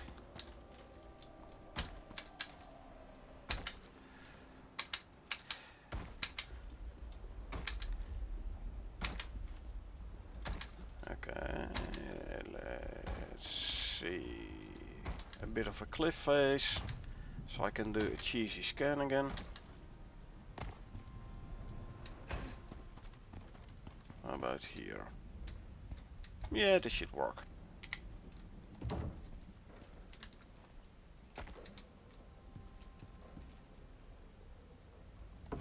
So the reason that I'm jumping a lot, and this is actually something which I got from someone else. I didn't come up with this myself. I have plyometric skill, right? 50% stamina consumed by jumping, 50% reduction of stamina reduction by jumping. So if I jump, I lose less stamina, and then when I go down, I generate stamina again. I have an attachment on my armor here, which does another 30% reduction of stamina when jumping. So I'm not using a whole lot of stamina whilst I'm jumping, but I do regenerate quite a decent amount again. Meaning I can basically keep on jumping without running out of stamina. Now, if you go that route, I would say also put some talent points in the 3-point landing. I have 3 talent points in here, 25% falling resistance, and another 25% falling resistance from this backpack. And still, when I'm jumping down a slope, I'm still taking damage if the angle is a tad too steep. So yeah, imagine if I would not have had talents in the 3-point landing. I would have been taking a lot more damage then.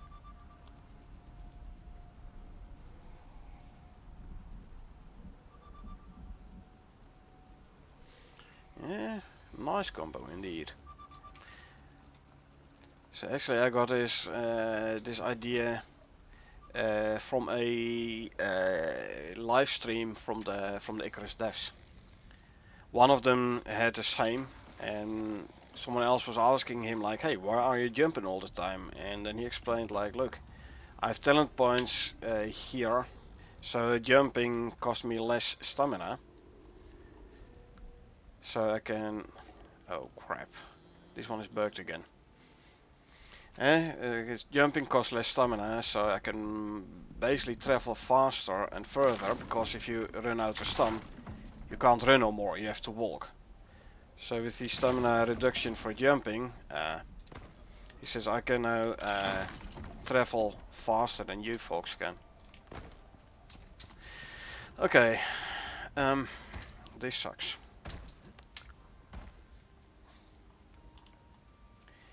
This exotic point, spawn point thingy has now basically 2 spawns in the same location.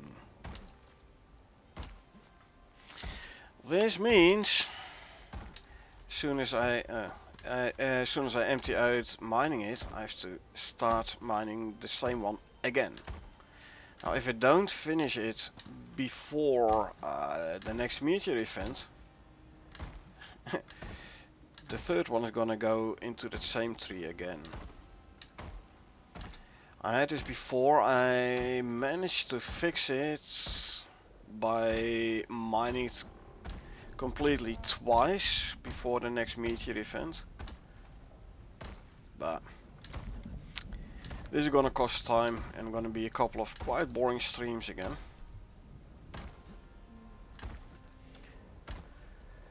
Because the extraction device fills up in 25 minutes, so I have to run back and forth all the time, make sure I'm there within those 25 minutes. So basically either I run back and forth between main base and the exotics extraction point all the time, or I stay at that exotics extraction point and empty out the extractor all the time. Usually the latter. But yeah, like I said, this sucks big time. This is a bug which definitely needs to be fixed.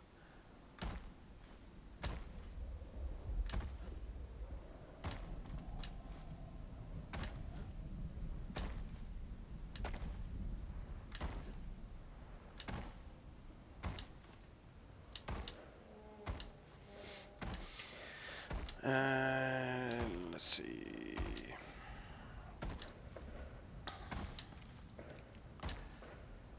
Let me quickly pop out the chats. I need to be able to read more lines here. Give me a sec.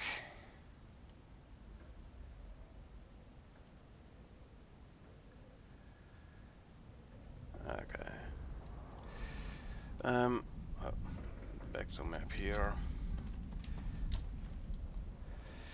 Progression offers some serious challenges. Oh yeah, it does. The the DLCs do offer you a serious challenge, especially the Prometheus.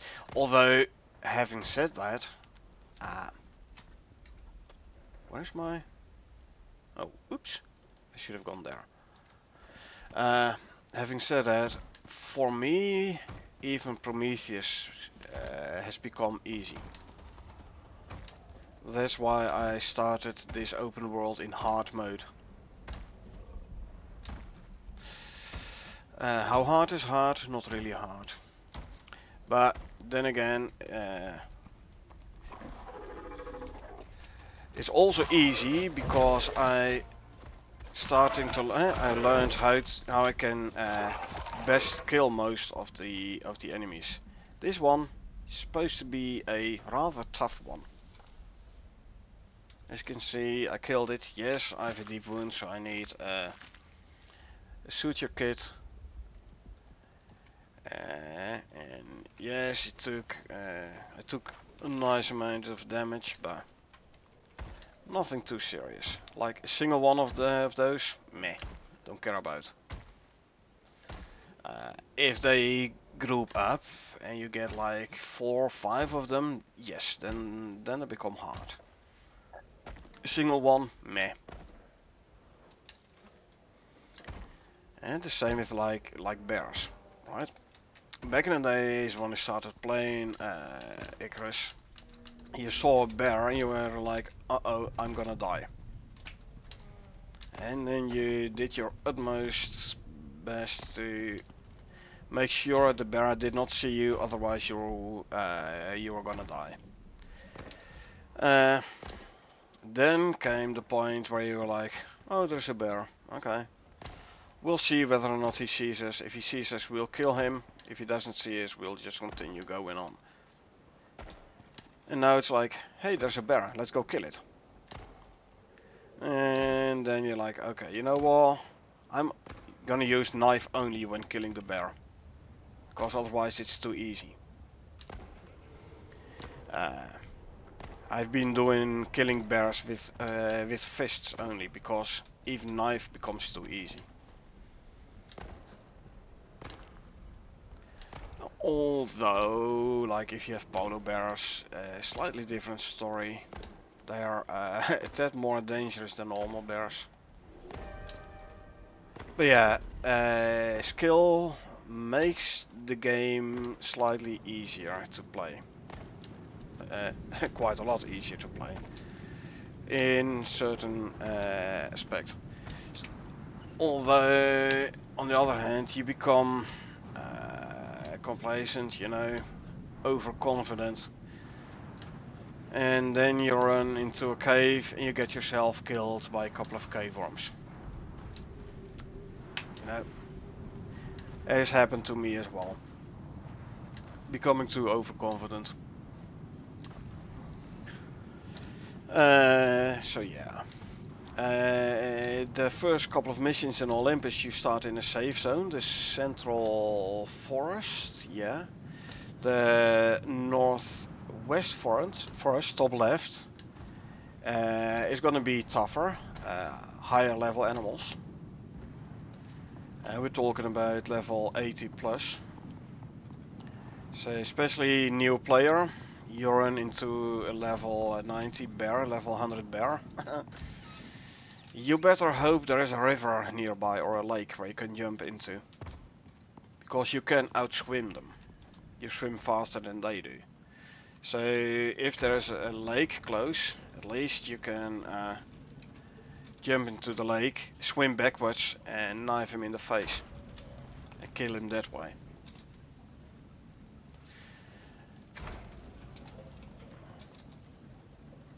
Northwest starting zone. Oops.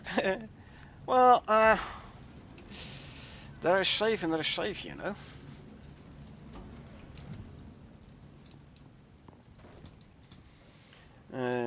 Someone's getting field workshop things. If you put the canteen out to cannons and drop it, you can take it to the DLC areas. Yes. So you can bring up to 15 items down on a mission or in an open world, or up to 15. That's the amount of slots in your drop pod. This does not mean you can only have 15 items, though. Because once you are planet side, you create the orbital exchange interface and you can use it to request new equipment. Yes, I have a bit in my inventory here, I know. So yeah, you can basically say, okay, I want another bow. Very good bow, by the way, this one. Rather overpowered.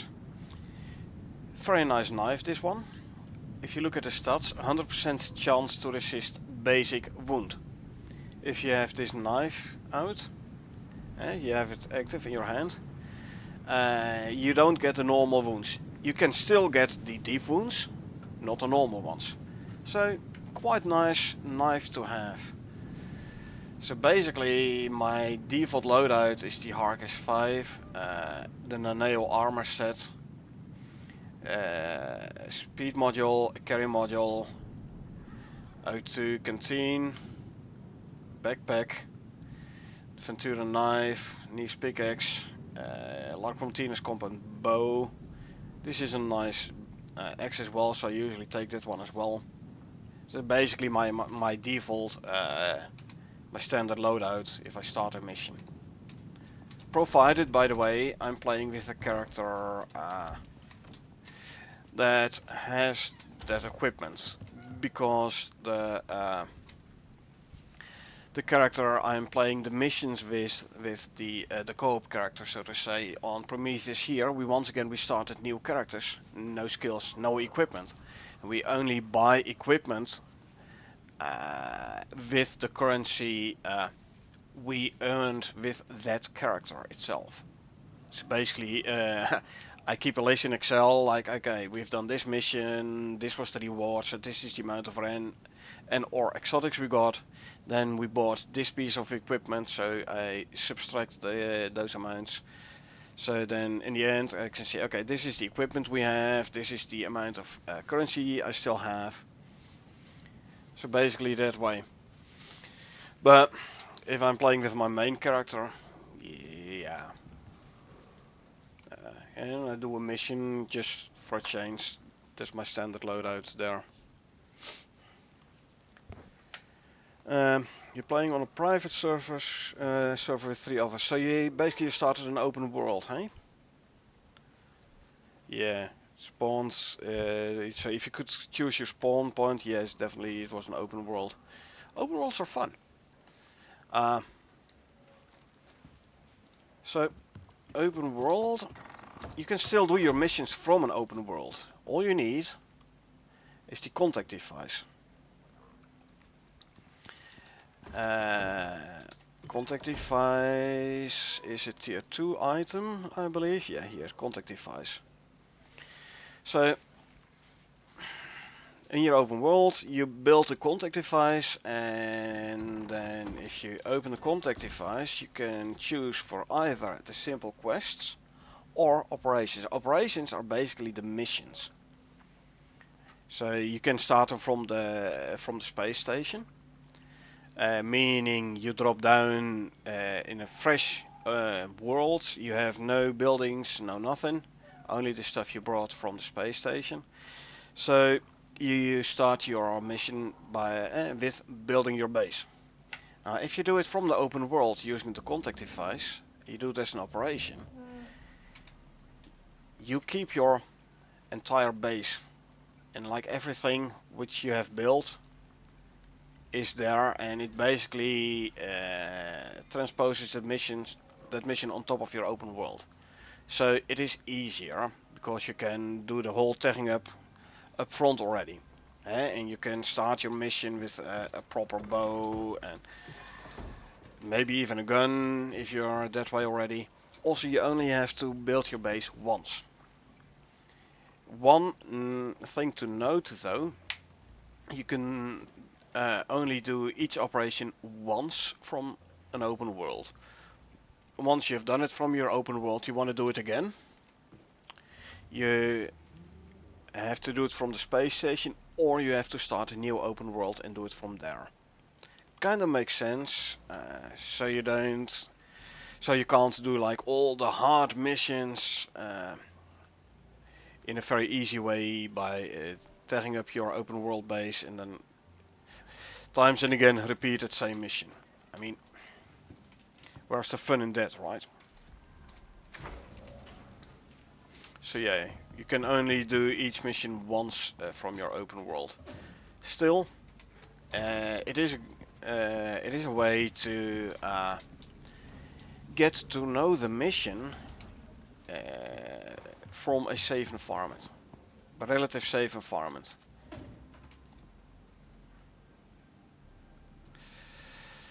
Didn't know the difference between the two different modes. Oh, you mean between from open world and from space station? Yeah. It is being explained kinda though. Well, it is. It was when they enabled the missions from open world, when they introduced operations. It was kind of explained in the patch notes. And since every Friday night my co-streamer and I, we go through the patch notes like top to bottom.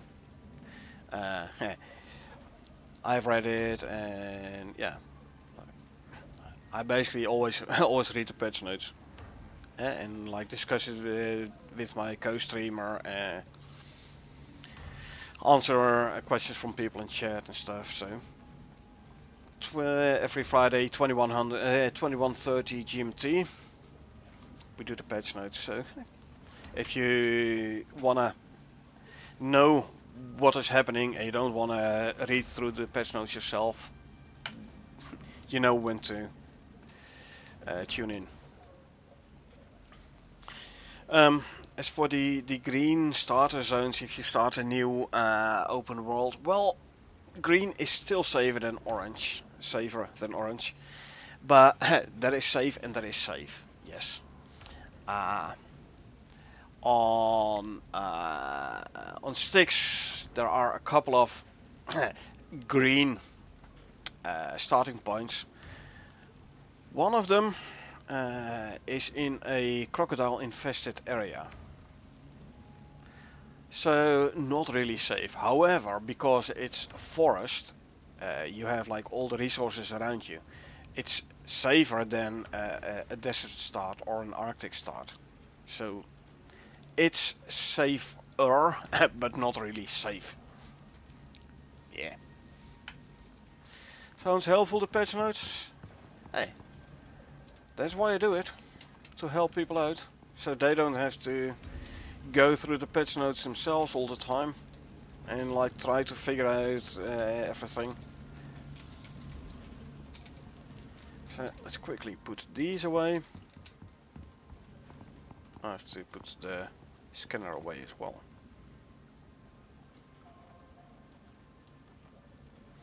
I think I have a couple of red exotics. Well, actually, I think it's okay. 3,500 red exotics. I'm counting. 700. Another 700. Another 700. Another 700. Another 700. If you do an open world, but you want to experience missions the way we did, will you lose the open world base? No, you will not. Open world is persistent, so you can go to your dropship and fly topside. And then next time you resume your open world, you land with your drop pod. So you land again. You don't like respawn where you took off, where you ended the session. No, you drop down again. And everything will still be in the open world. Well, keep in mind though, if you take the dropship back up, everything in your inventory that is crafted planet side will be lost. So, for example, let's check it in here.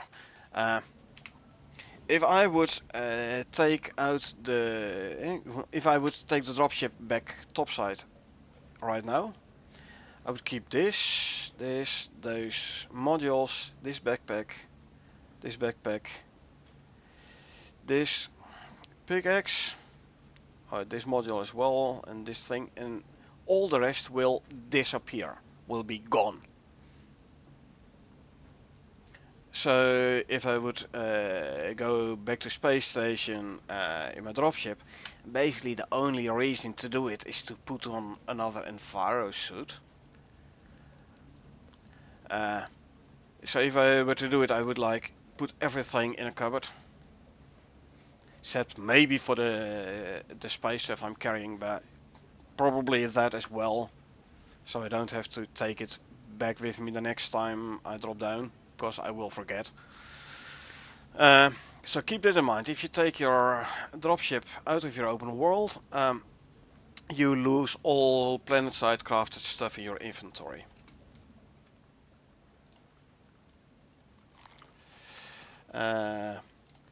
But even though your character is an open world, you still can start a new mission with it. Characters are not mission locked. Equipment is. So space equipment which you took down to your open world, you cannot use in a mission unless you first send it back up.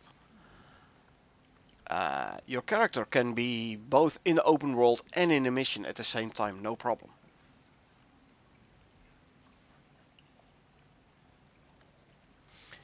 Yeah.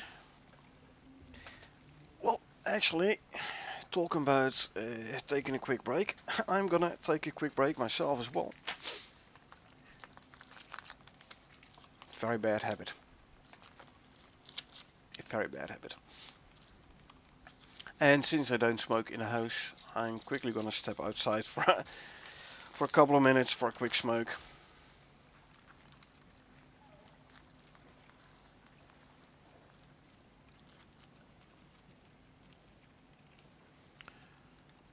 And let me actually put this screen up.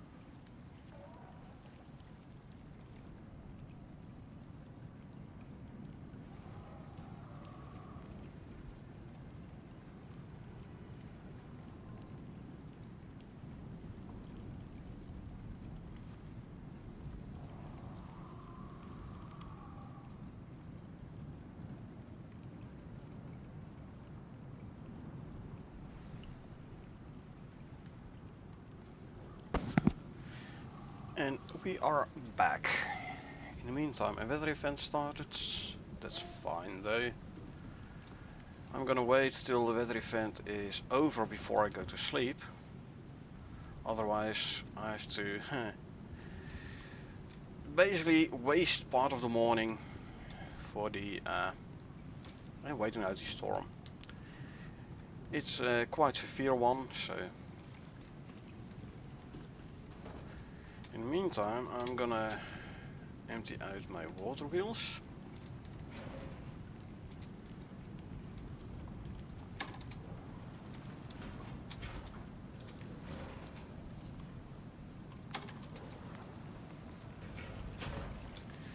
Let's make sure my phone is on silent.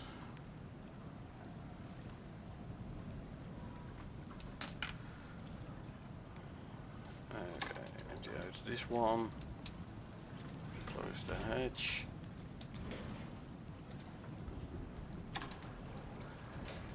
Empty out the water wheels. Oh, I skipped one. Thank.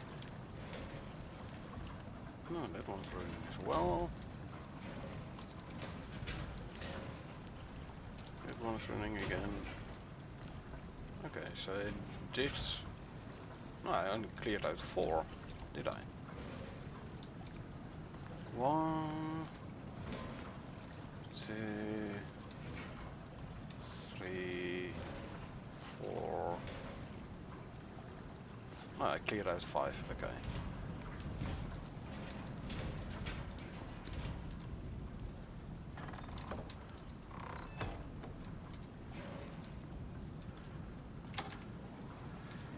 So, clearing out the water wheels, at least clearing out. I leave the sponges in. I'm still waiting for the day that I have a water wheel completely filled up with sponges.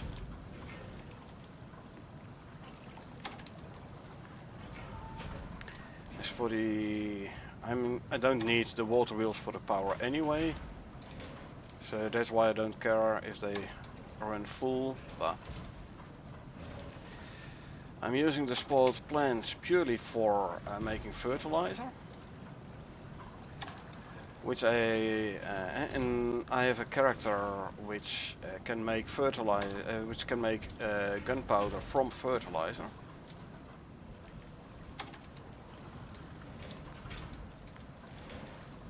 Okay, I've cleared them all out now. Good.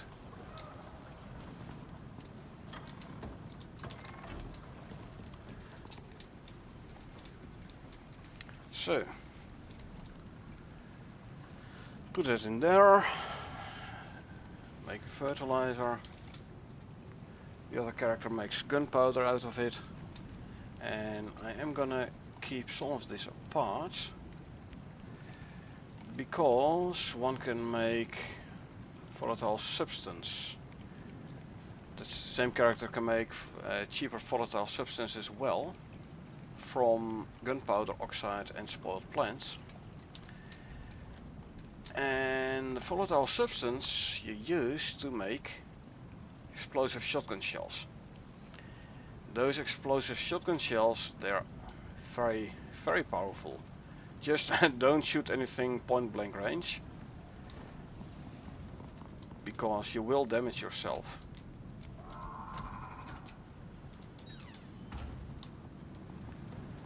I can show that if I get my shotgun out,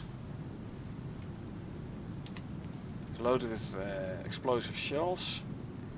Actually, don't do it close to my base.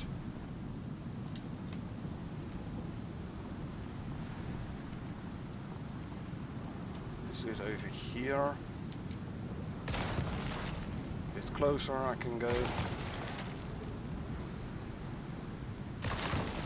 Boom! You see? It damaged myself.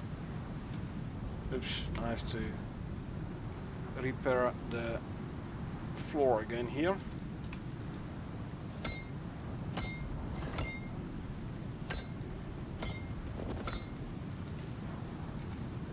Okay, let's run back.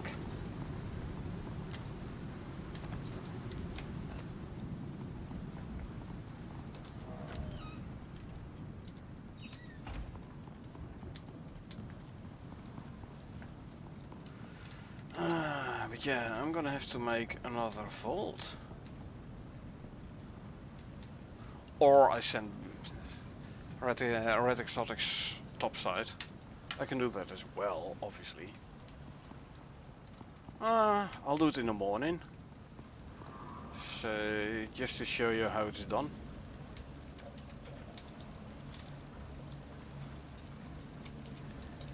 Grab this, grab that, grab all those, and grab these.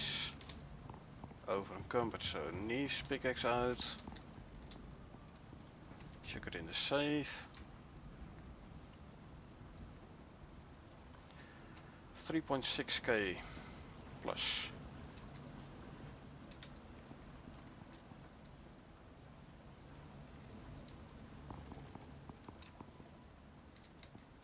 Yeah, Colombian Mammoth Trophy and Woolly Mammoth Trophy, they kinda look the same. I would have liked them to be slightly different though.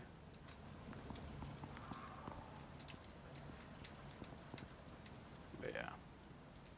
You can't have it all, eh? Anyway, storm is over, so let's quickly sleep. Activate sleep. And deactivate. Okay. Let's call in an exotic ship.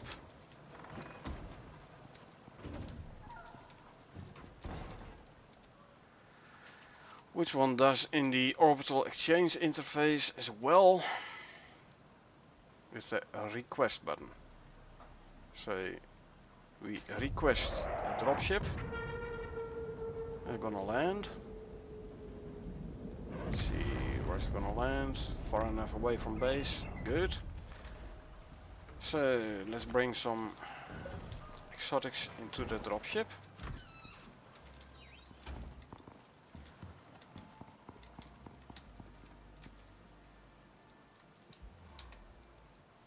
Some red ones, and let's also do some purple ones. I'll leave 200 here. The rest I'll send off. Niche pickaxe out again, cause I'm over encumbered. Red exotics do weigh a bit.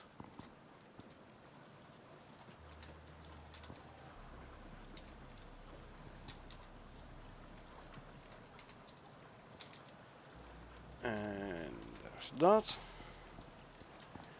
Now let's put it in the dropship and let's send it topside, shall we?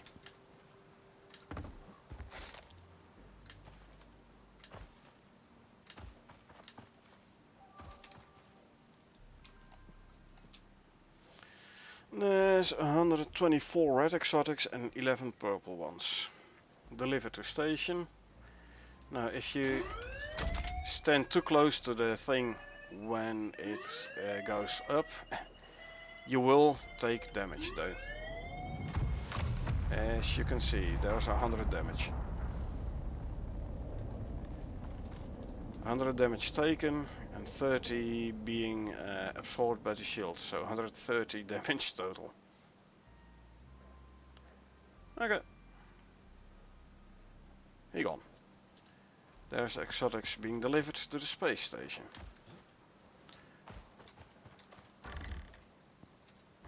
Exotics which I then can use to research and or buy new stuff in the workshop. Not that I really need it, but actually I was thinking about getting myself another pheromone module.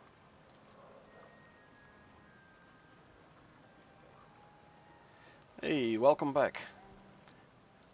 Ah, you missed me. Just missed me sending up some exotics. Ah well, I'll do a bit more. So this orbital exchange interface, right? You can use it to send exotics topside. So not request equipment, but request a pod. Let's Let's see where it's gonna land. There it is. Right. Now let's grab some exotics and send it on top side. I'll send say 100 purple.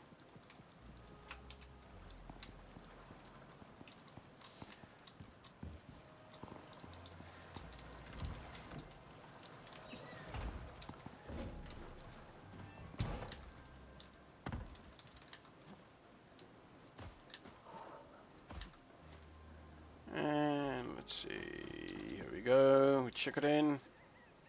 Deliver to station.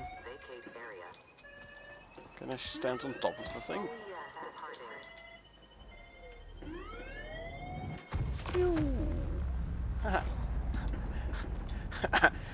I get kicked off.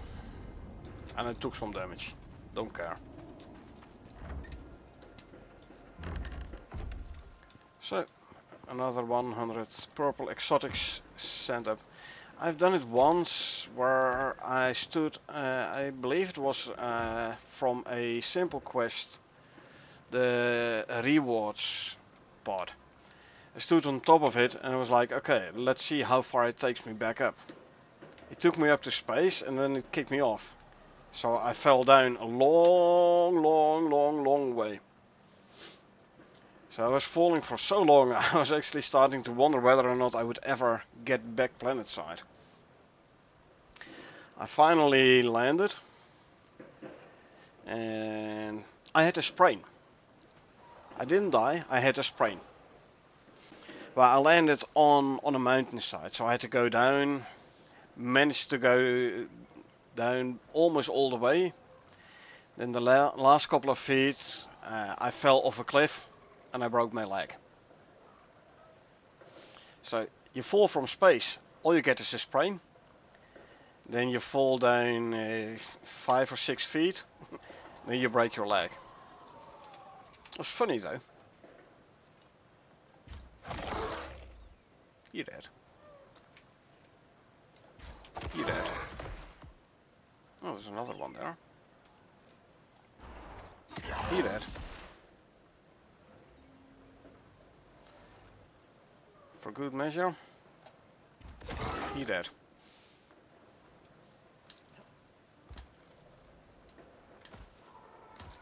Let's quickly skin him so I get the arrows back. So if you want to level up quick, go hunt. Hunting gives you a decent amount of experience. Also, skin what you kill. Even when you don't grab the stuff, at least skin it. Gives you more experience. Try and have a prime meat buff active at all times. Because that gives you extra experience. And let's see where did the last one go. Oh, there.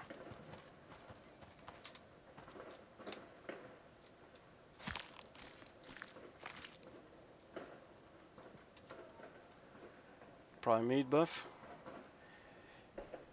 Gives you an extra 5% experience. Also is very nice, extra stamina and extra health.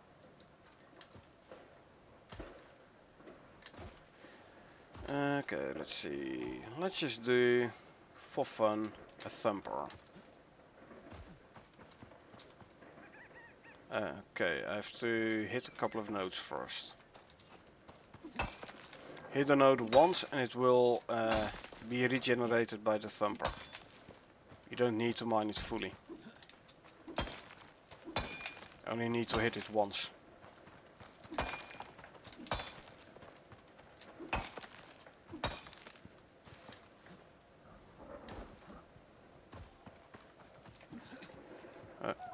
Hit it.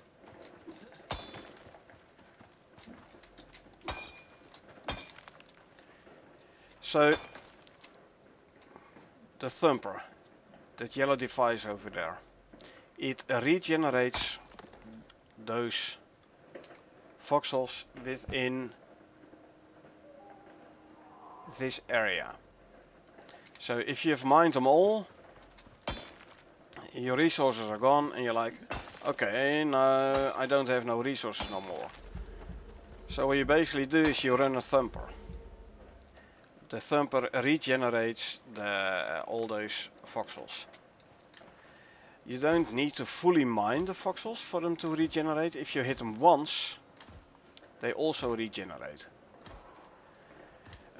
So there's a lot of oxide around here. I don't need the oxide. If I need, for example, another material, I've been building a ton here, so I was always short on silica.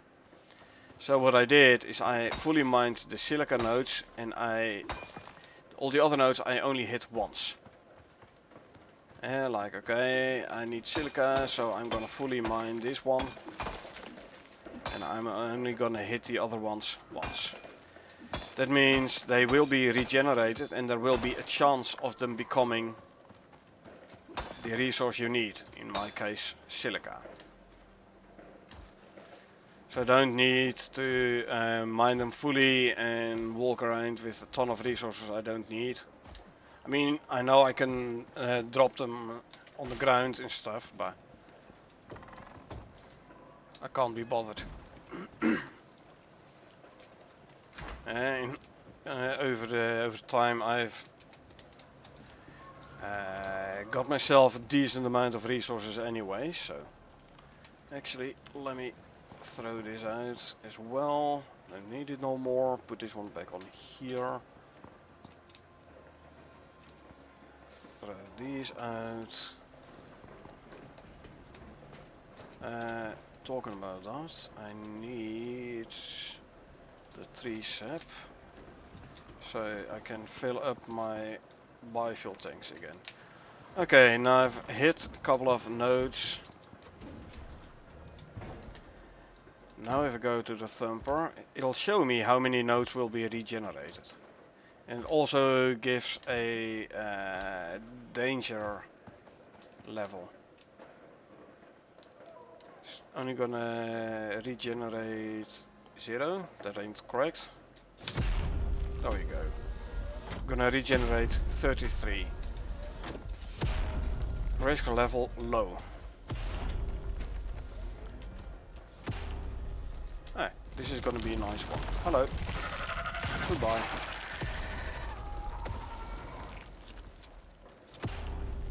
Oh yeah, explosive shotgun shells. Here's another one coming out. Bye. Bye.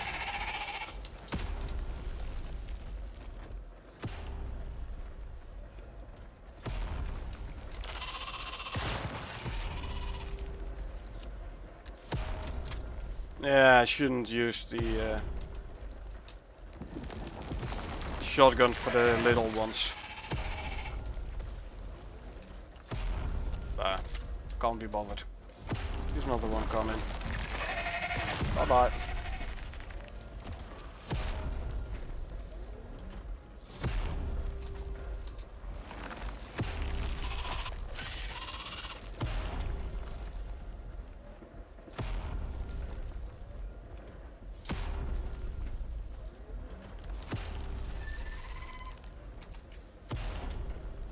Come on, lag. Stop lagging. Thank you.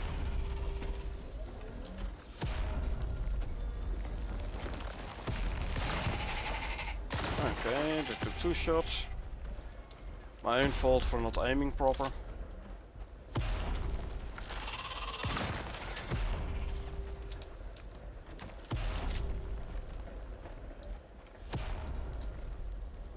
Big guy coming.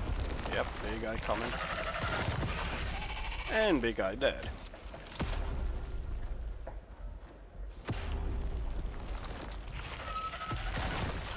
Good night to you too.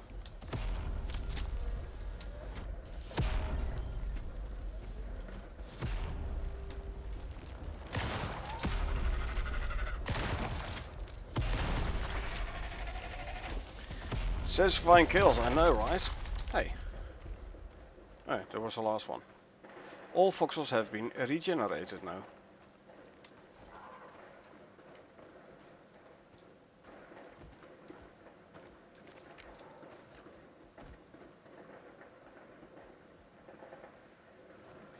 Huh. He is doing some weird things. Not anymore, he isn't.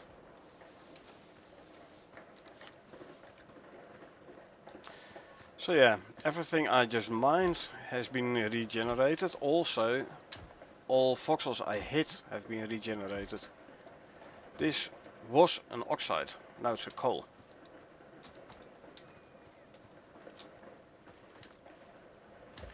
Now if you get enough voxels, usually I mine like everything or hit everything, and then it's gonna regenerate like 200 voxels. And I get a couple of land sharks. The land shark is, or I have to say was, about the toughest enemy. Like if you have multiple land sharks coming at you at the same time, that ain't fun, you're gonna die. But once you learn how to kill them quick, then they're not that dangerous anymore. And you learn their attack patterns.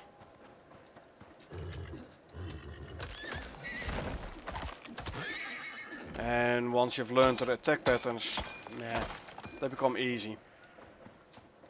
Basically the same with the world bosses. Like Sandworm Worm boss. We've done it multiple times where we went in and killed it with knives only. Just for fun, you know, just for a bit of a challenge.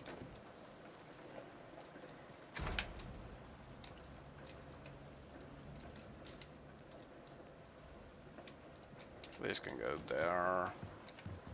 Salt can go here.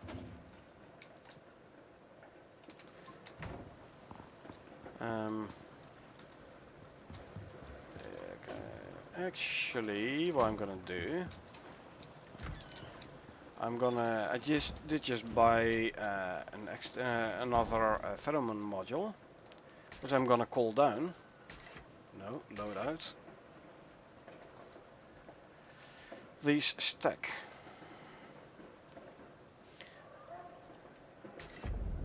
So I want to test it out, the stacked one. I know, it's a rather big base by now. Let me quickly grab the module. And that can go back up. Decent sized.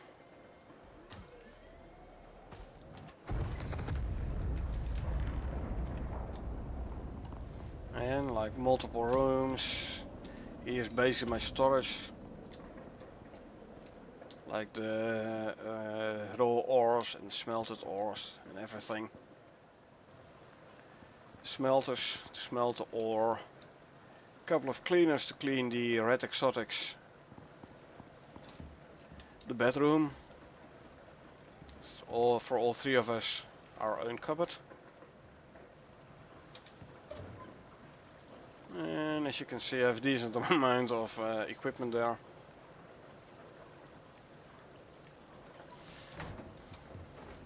Basically the industrial room, all the benches and everything. The forge, because it needs to be outside. Kitchen area. Salting station, fishing bench, kitchen bench. Couple of freezers to keep my food proper. The kitchen benches.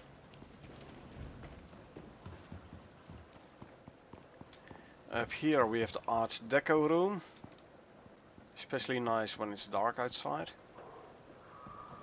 Basically everything Art Deco I've crafted and put in here.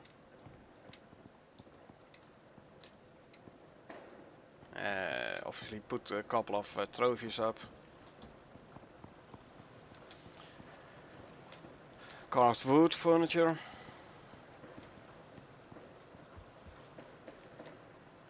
And alright, the Art Deco, it's a bit posh, but it looks so nice.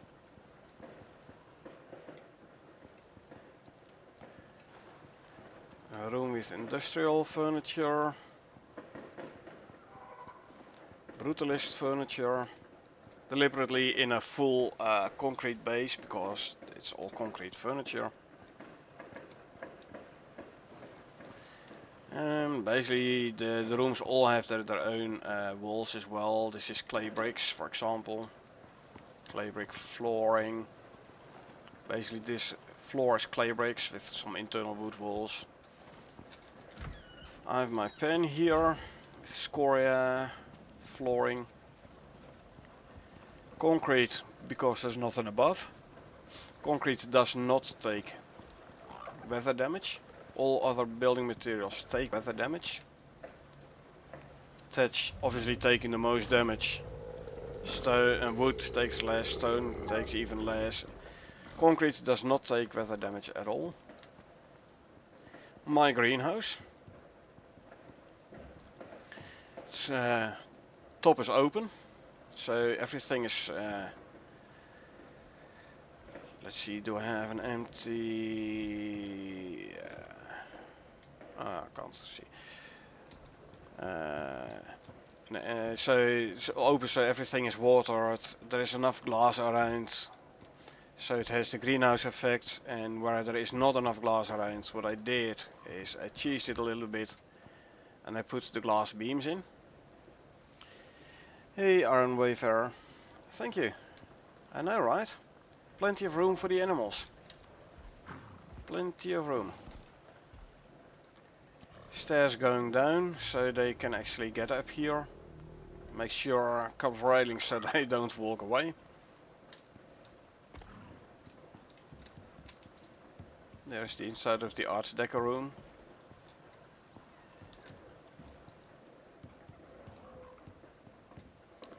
Creature deterrent. Nah.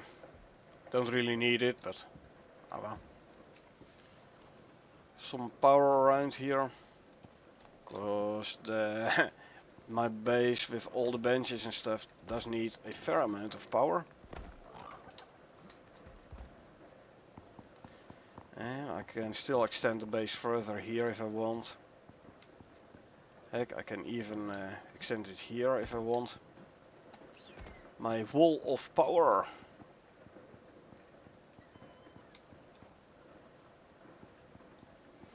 This wall alone produces over 60k power. Turned out it was not enough. That's why I put more wind turbines on the edge of the greenhouse. This, by the way, is just a test I did today. How high can I stack them and how wide? This is the maximum you can connect those safes to one another. 25. And now I'm like, meh, I'll just leave them. They shouldn't take any weather damage anyway, so. Built a staircase cause I didn't want to run around up that way and then back and then. So I was like, you know what? Instead of having to run around all the time, I'm just gonna make a staircase.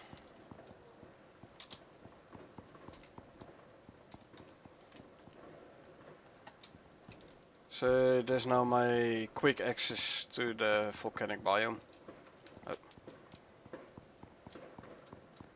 Actually, I'm gonna grab a mount because I do wanna get some more red exotics. Empty out the exotic harvesters. Kupe, you're fine. You couldn't use some more food. So let's quickly feed you. Eat, eat, eat, eat. There you go.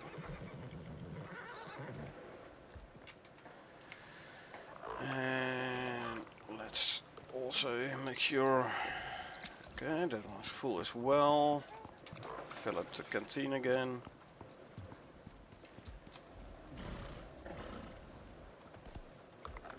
Just gonna go back in there.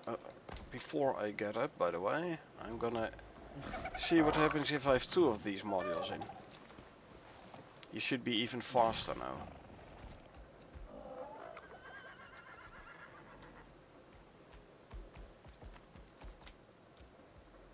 I basically made this stair, well, so I could, it was a bit easier to bring a buffalo and cart down the stairs.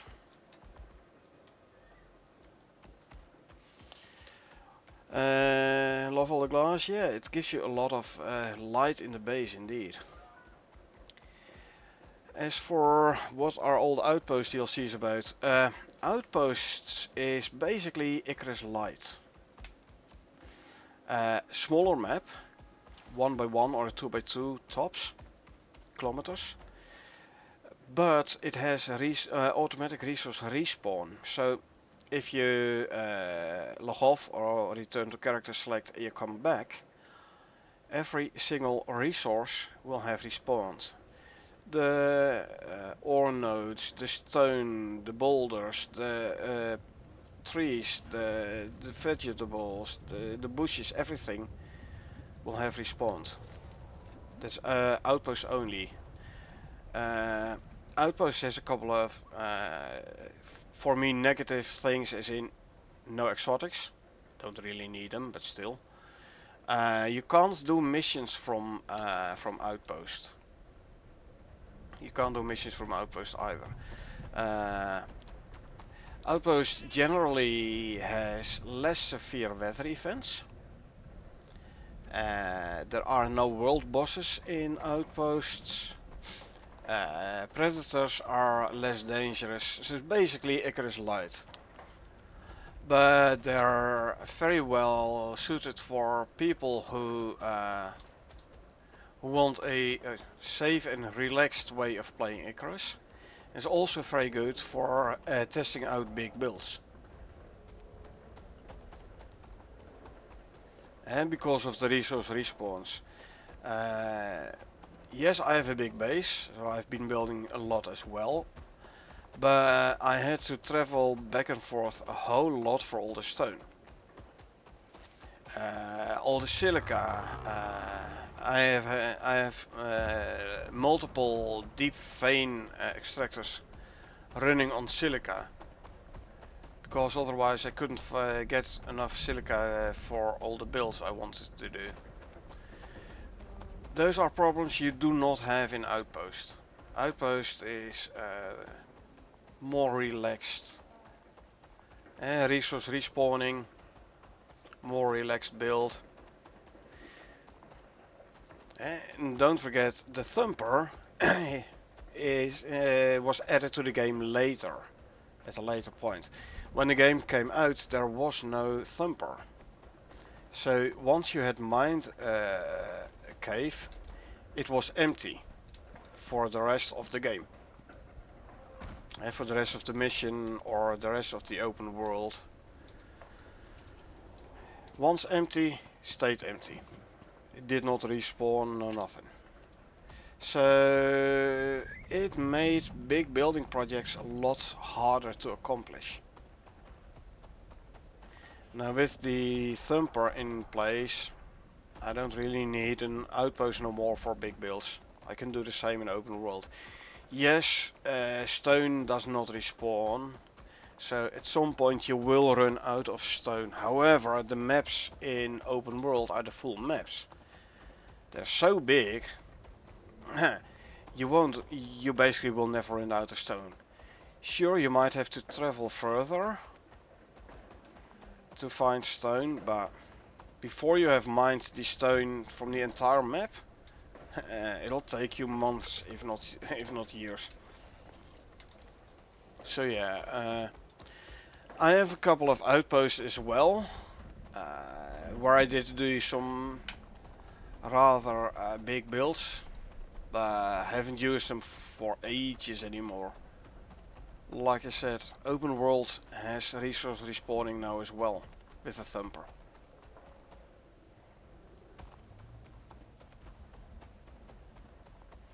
And then I'm like, outpost, there is no challenge no more.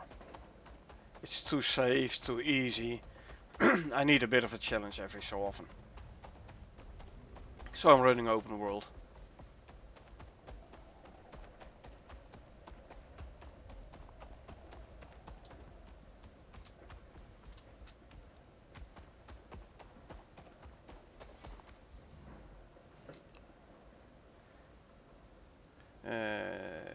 Very cool addition to the world. The outpost. Yeah. Like I said, I know of people who prefer the easy gameplay. I myself, I prefer the open world gameplay.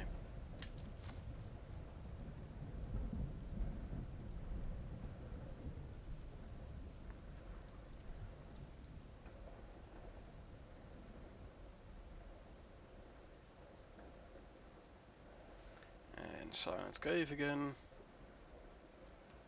Okay, there we go. There's the sandbag.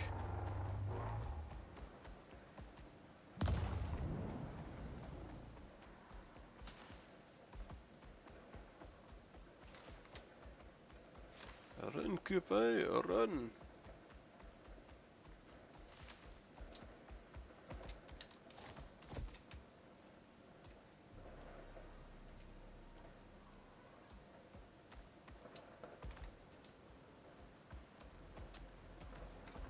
Oops. Stay in. There you go. Oh yeah. Those modules are definitely nice. Let's see, I got 100, divided by 4 is 25 each.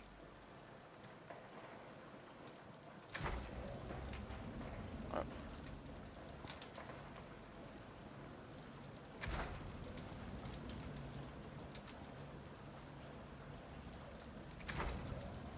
And another 25. Put my normal modules back in. The other two can go into the cupboard.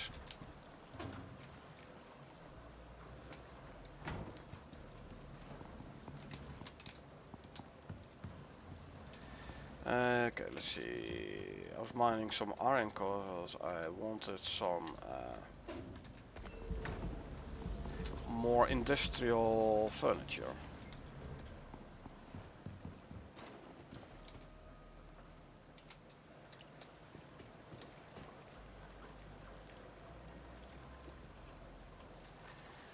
Industrial.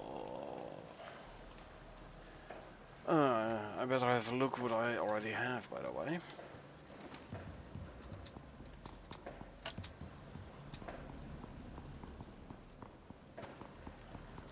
I have the big table, and I have the coffee table. That's all I have table-wise, and the display cabinets.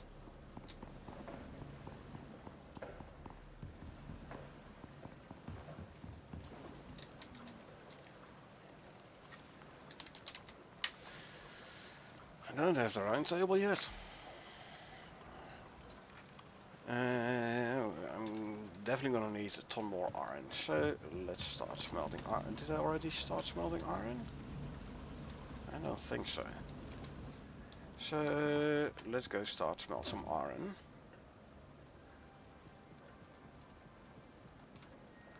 Let's grab 400 ore.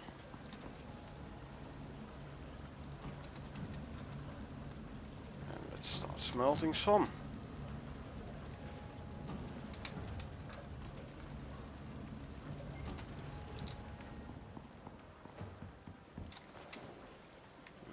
Also quickly send out a couple of WhatsApp messages to my family, like Happy New Year to everyone and stuff.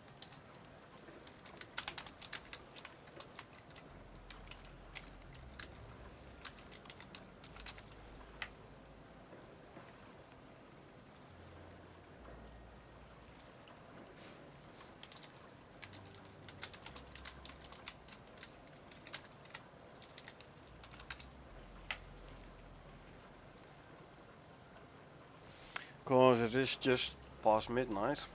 For everyone watching as well, Happy New Year to you all. It's 0:30 over here. And welcome back, by the way. Let's see, there was one more I wanted to send out.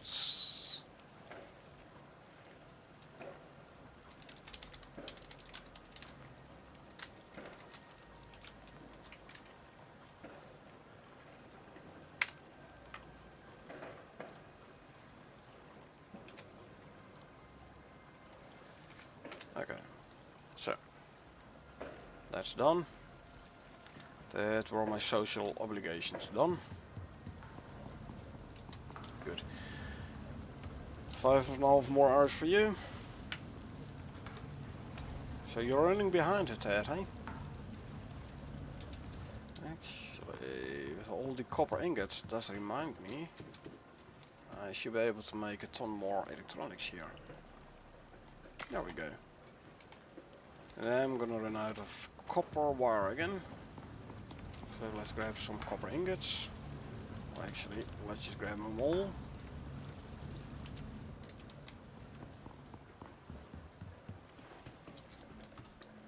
Let's put some in here. Let's make, say, 12 more of those. The rest I'll put in the cupboards.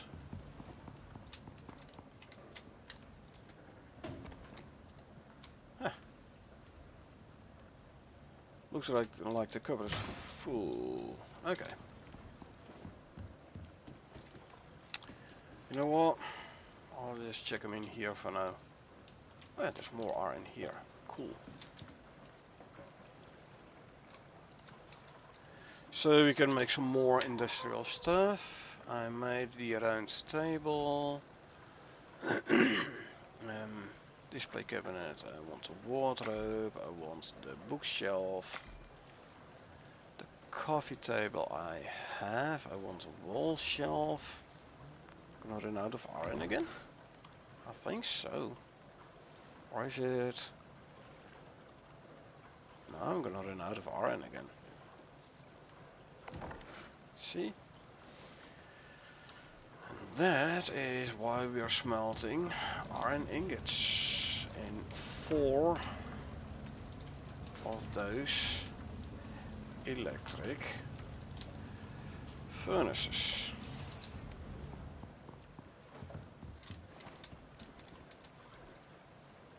Boom. There you are.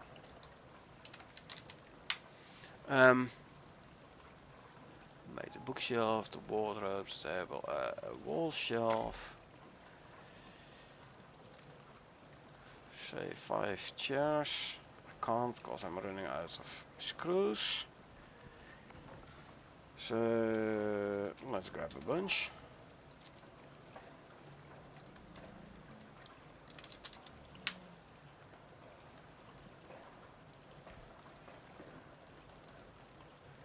Give me like 5 of those. Don't need a nightstand. Stool might be nice. Dresser, I need a bit more glass. Any here? No. I know where there is. There.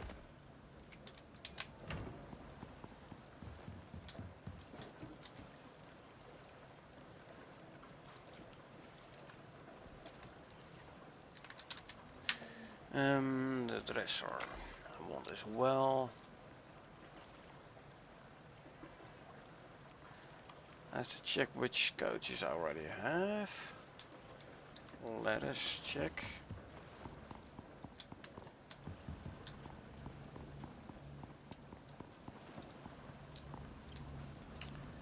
Only the bench and 1 normal chair. Okay.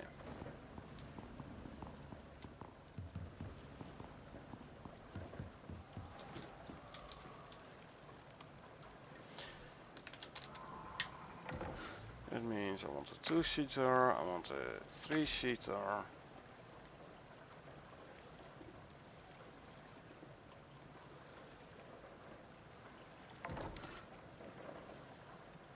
Oh.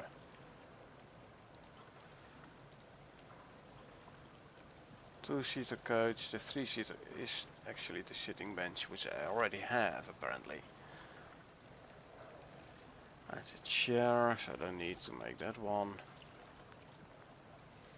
And I have about everything covered I already have. The lamp I don't want. I don't want to have to run electricity lines all the way there, all over.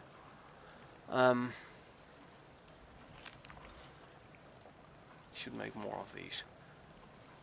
Do I have the wall shelf? I do. Yeah, that's about fine. That's about right. So let's redo that room, shall we?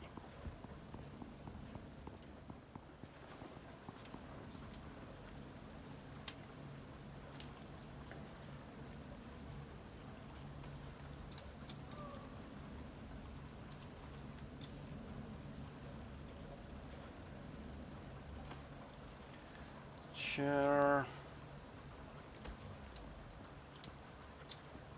This I'm gonna move this table.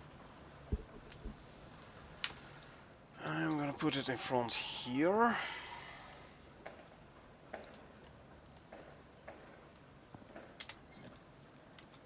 So I can put a couple of them dining chairs around it.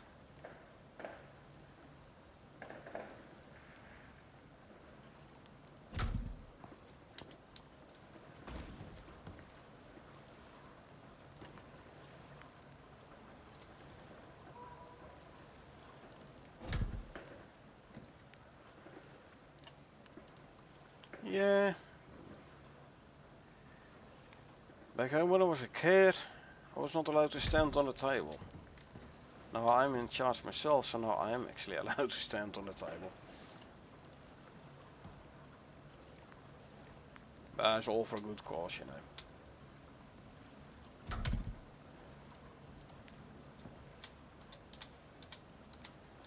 know. It's all for a good cause.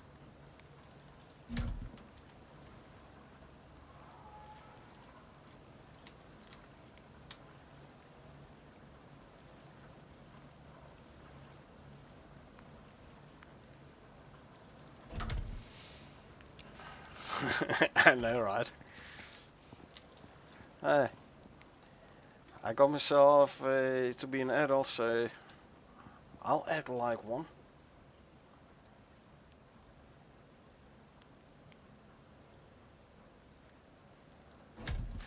Okay, there's the dresser. Bookshelf closed back, I hope. Yes, good. Otherwise I couldn't have put it in the corner like that. And the wardrobe can go in this corner. There you go. Keep that there. Coffee table. Actually, if I put a bench like so in the corner.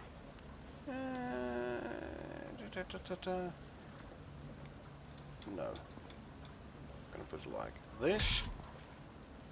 I'm gonna put this one in front.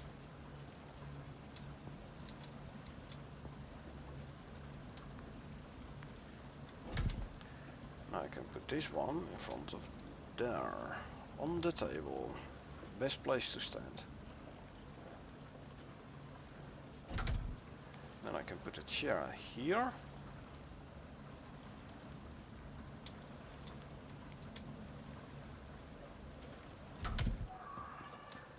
Let's see. Put this one smack in the middle. Boom. In the middle of the room. Very good spot. Oh, let me take these two down. Don't need those. Are the DLC packs for furniture just cosmetic additions? Partially cosmetic, partially useful. Like this wall shelf, right, is part of the DLC. Is it cosmetic? Yes. However, wall shelves, dressers and stuff, you can also use to put things on top. Or this one. Or like so. It's nice. Let's see where. As the other open world, my Sticks open world, I have more examples. But it's also storage. There's storage here. There's storage, not in this one, but you can put something in here.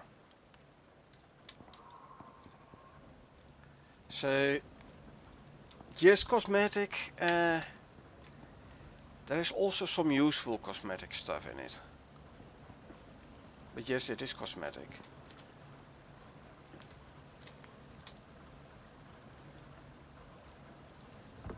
Put that one there.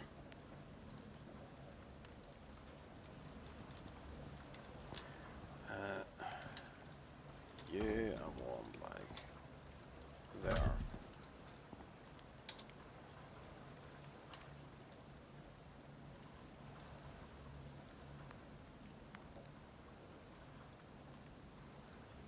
It does look cool indeed, I know, right? So, cooler skins of existing decorations, or do they add total new pieces? Again, depends. There were... Let's see... No, I... should not be lying. There is the...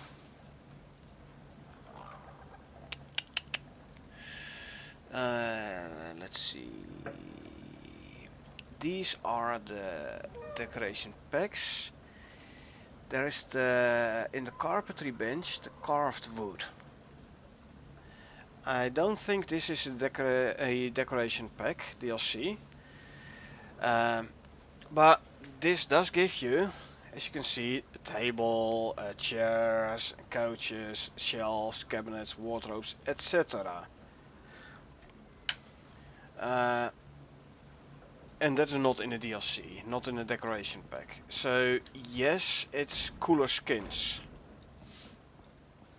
However, especially this one, yes, that is the normal standard stone fireplace and stuff, but I mean, come on. This is looks way nicer, man. Also, this lamp and this one, they give a lot more light than the standard lamps in the game.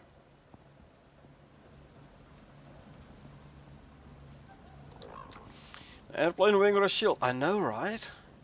Especially when I'm riding on a MOA and I'm sprinting, so I'm like looking forward, and the shield's like horizontal. I always have the feeling if I run off a cliff, I'm not gonna fall, I'm gonna float.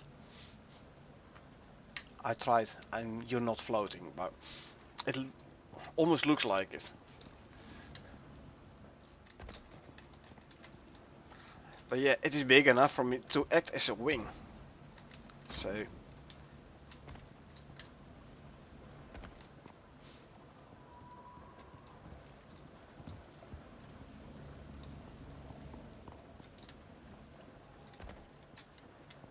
Anyway, back to here. So yeah, decoration specs, basically more variants of the same furniture, yes. But way better looking. In my opinion, that is.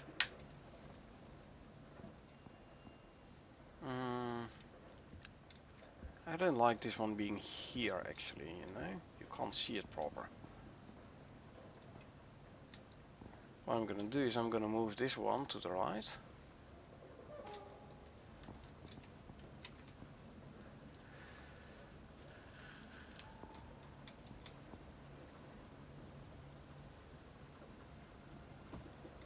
And I'm gonna move this one instead of the visit head.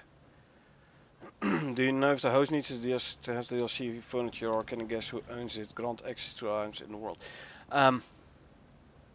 Good question. Map-wise, the host need to have the DLC. So for Prometheus and for Styx. Players do not need to have the Prometheus, the New Frontier DLC, they do not need to have the Styx DLC, as long as the host has it, because the host is the one who's actually starting the game. If the host has the DLC, he can start, or she can start a Prometheus Open World or Prometheus Mission or Styx, and anyone, even if you only have the base game, you can join. I've tested it out with one of the players I do co-op with. He does not have the New Frontiers DLC. However, because I'm hosting always, and I do have it, he was able to join, he was able to get the red exotics, he was able to buy the stuff in the workshop, which is tagged as being Prometheus only or New Frontiers only. For DLCs, for furniture, I don't think he can craft it. He can use it though. He can go sit on a bench. So he can use it, but he cannot craft it. And I know this for a fact because you need to unlock the blueprint. You can only unlock the blueprint if you have the DLC. If you don't have the DLC, you cannot unlock the blueprint, thus you cannot craft the furniture. I got a dedicated server, so it will need all the content. If you want to run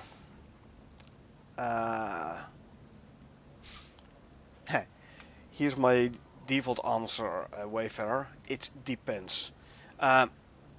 If you want to start a mission or an open world or whatever from your dedicated server, it does need the DLC for it. However, what you can do as well is you can move your open world file or your mission file from your own PC to the dedicated server. So someone with a DLC can start the open world or can start a mission or whatever. You can then move the file to the dedicated server and then you can run it from the dedicated server.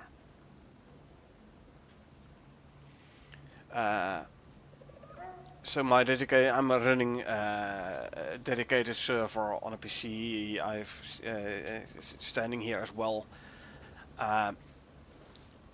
In Steam, it's logged in anonymously, so it has no content. Or at least, no, sorry, it is not correct. It's Steam CMD. In Steam, it's logged in with my own credentials. Yes.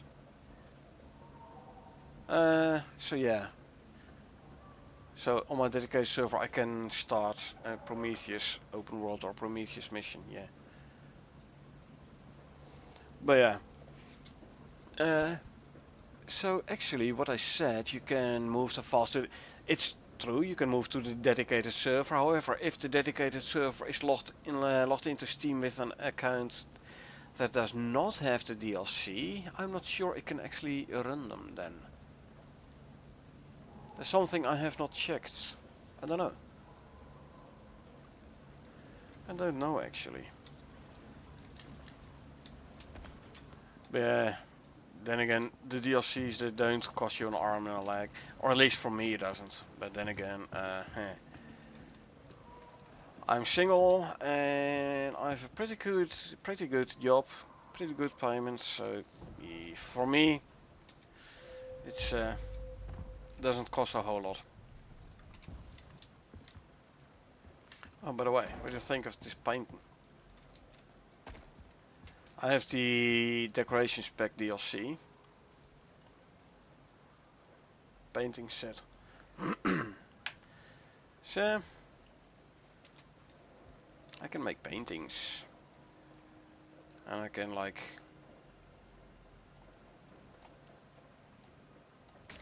put another picture on. Put other frames on. But, let me switch it back to my favorite picture. There you go. Actually, I managed to get the high-res image of this one from the art engineer who actually created this one. And I have it on a 40 by 60 canvas above my PC. Let's see if I can... if the camera will pick it up.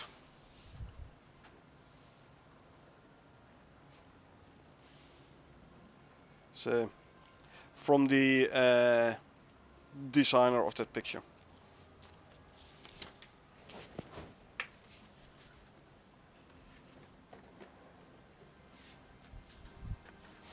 Yeah, I like that image. I know, right? Yeah, I love the shirt, yeah. I have a whole stack of them.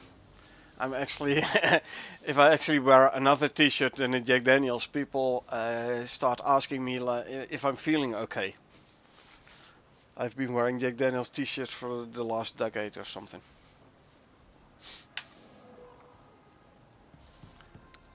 So yeah, if I show up at the office wearing another t-shirt or show up at my family's place with another t-shirt, people start asking me whether or not I feel okay.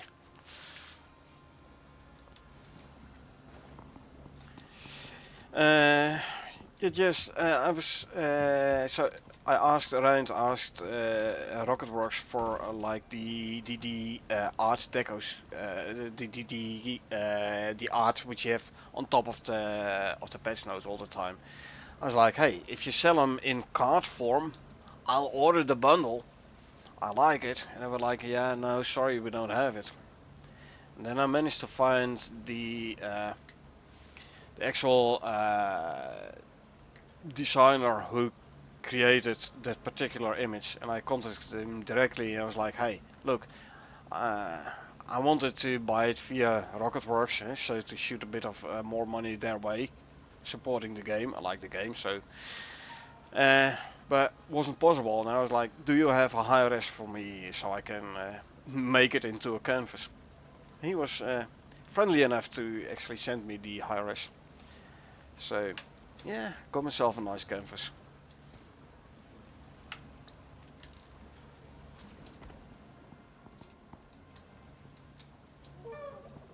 Anyway, let's see. Those should have finished about. No, not yet.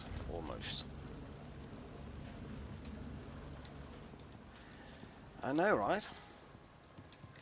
That was a very nice guy.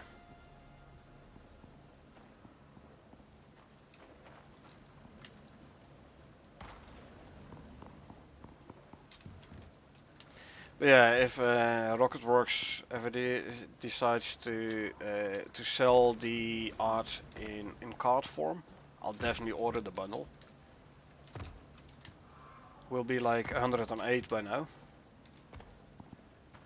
Last Friday we got week 108 patch notes, so will be like 108 of those cards, but I don't care.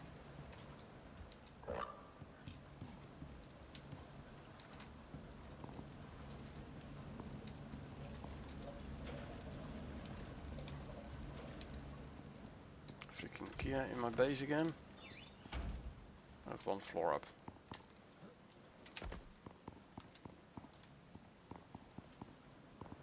Don't tell me he's inside. He is inside. Don't ask me how, but he managed to get inside.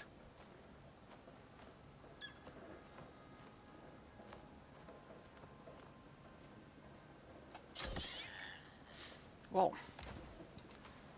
he's gonna be turned into a nice decoration.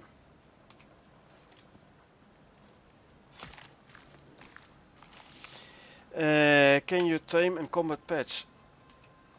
My favorite answer comes here. Depends. Hold on. So, we have a couple of mounts here, right? The Moa is the fastest by far. It can't carry a lot. It can carry up to 100 kilos. This, by the way, does not include your own weight or the weight of your own inventory. Actually, I've tested it out. I loaded up to like 2000 kilos, like fill it completely up with stacks of charcoal or coal. And then I sat on a mower and the mower was like, yeah, I'm fine. I can still carry 100 kilo more. So, but it has no attack. Buffalo does have an attack. Does have a charge attack. Buffalo. The horsey also can attack. Like so. And it can actually easily kill a truck. No problemo. And then we have the Tusker, which is actually not available in Prometheus. It's in Styx. The Tusker has a charge attack and a normal attack. And it hits hard. It hits really hard. So you have the Moa, fast, can't carry a lot, has no attack. Then you have the horse, who is slower than a Moa but can carry more. Can carry 200 kilos, but it does have an attack. Then you have the buffalo, who is even slower, can carry more, 300, can do a charge attack. And then there's the tusker, who's even bigger, even slower, can carry even more, and has 2 types of attacks. Dedicated defender, no, not as such. That's not in the game. You can't like tame wolves and tell them to like run around your base and kill everything inside. No. That's not in the game. As for the spikes murdering the goat, yes. Yes. Those wooden fortifications, they are overpowered. Wood wall fortifications, combine them with the spikes and they're OP. On my Styx Open World, I have an enzyme geyser surrounded with wooden fortifications and spikes. Now, with every time you run the geyser, the animals attacking you become higher level. I'm at a point where I'm being attacked by level 100 plus animals. So first the wolves, easy enough. Then the jaguars and the black jaguars, still doable. Then the bears, level 100 plus bears. I'm running around with my repair hammer, repairing the wooden fortifications and the spikes, especially the spikes. And I actually managed to keep the level 100 plus bears at bay with the spikes. They are very OP. A bit too OP in my opinion, but okay. So yeah. Let's see. I said I wanted to turn this one into a statue. So that's what we're gonna do.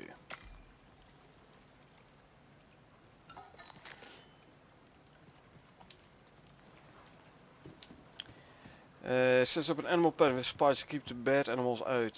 Excited to see the wolves and boars stack up. Yes, indeed. Keep in mind they do damage though. They do damage to the fortifications, so to spikes, so you need to regularly repair them. Also, corpses attract animals. They attract other predators. So make sure you get rid of the corpses. As soon as they die, just get rid of them. You don't get experience for the kill, you do get experience for skinning, and you get the materials. So yeah, they keep your animals safe in Olympus and Styx. In Prometheus though, the New Frontiers DLC, I always call them by the map name Prometheus, you have those animals, these ones, the Redwing. They're aggressive flying animals, so though they don't give jack shit about fortifications. They fly over it, dive down, attack your animals still. Now, this base location has no Dreadwing spawns close, luckily. However, if you put your base in a place where there are the Dreadwings, you better enclose your entire pen. Or at least, yeah, so you put the fortifications around to keep the land-based animals away, and inside there you build basically you build a shed or a stable where you put your animals in,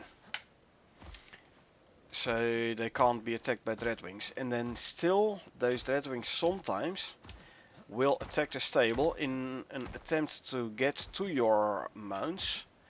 So what you can do against that is place hedgehogs on top of the roof. This is a weird animal. Is it Shala? Ah, looks like it was moving without walking. Could you put like a carcass pit with inside fortifications on top? They despawn. Carcasses despawn. So you have to constantly renew them.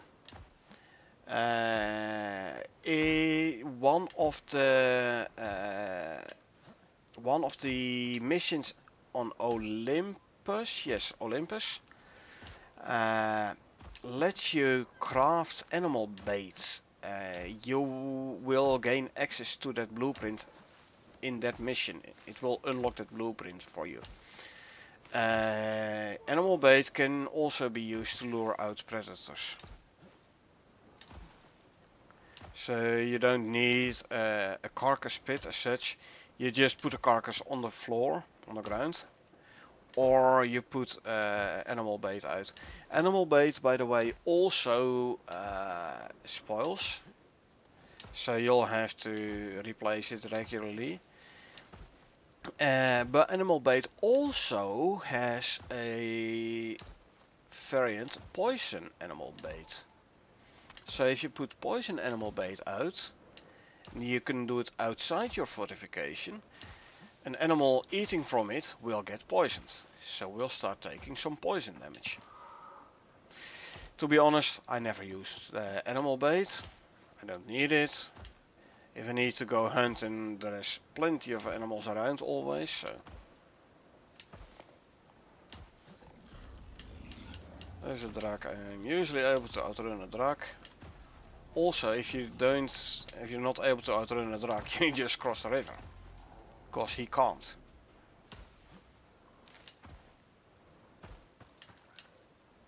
And voila, problem solved.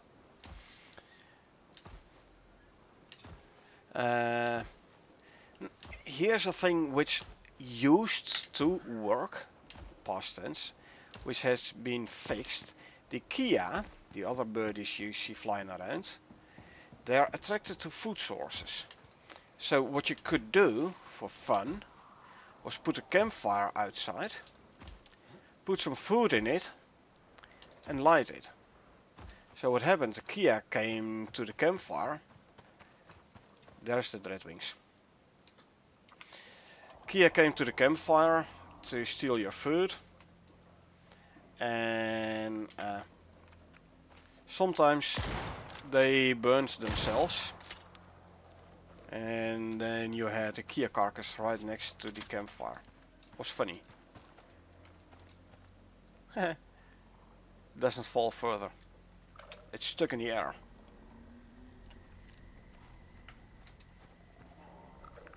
Striders are hard to one-shot kill with bow and arrow. And once you hit them, they start running, and they run pretty fast. So gun is a better way to kill them. Just saying.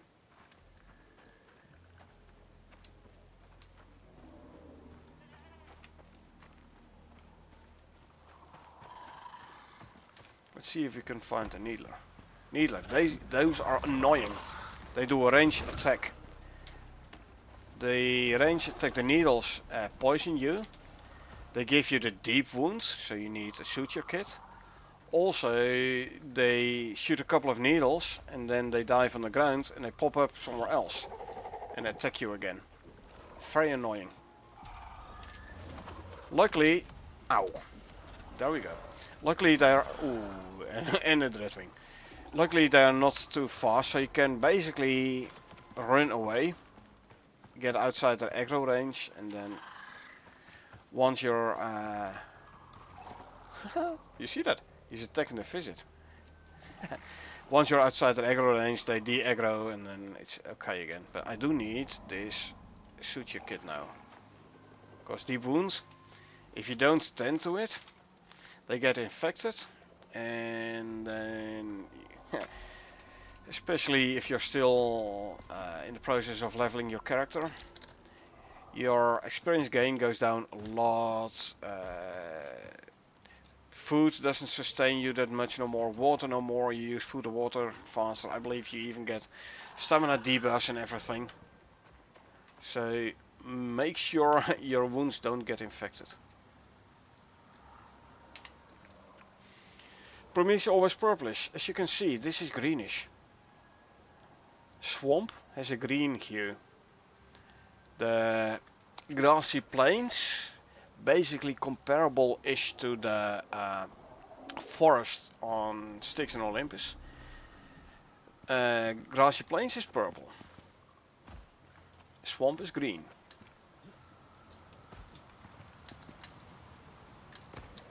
Come on.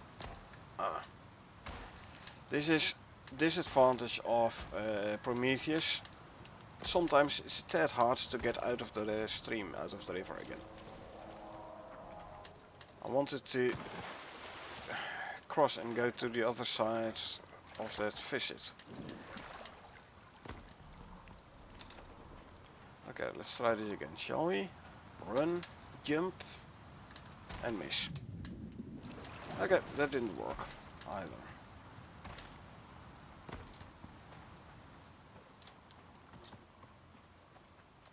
Let's try it here. Okay, that's better.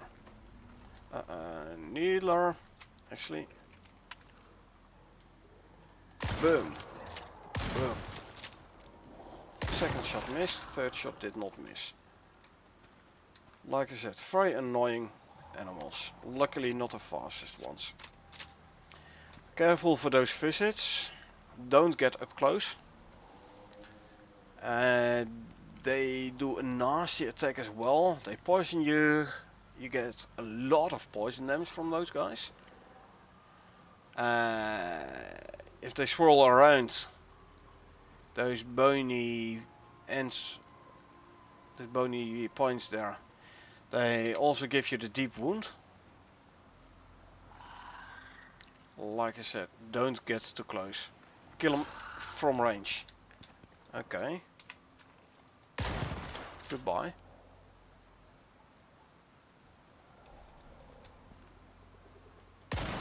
Miss. Shotgun, so not too accurate on the long distance. So, apparently I was lucky that Redwing didn't attack me. They tend to do, and like I said, they're annoying as heck. Not dangerous. They do a bit of damage, but not much. Bah, they're annoying as heck. Let's see, I have obsidian arrows. I believe the visits here are susceptible to fire damage, so obsidian arrows. Can't hit it? Oh yes, I hit it. Now it's aggroed. Come on. Boom.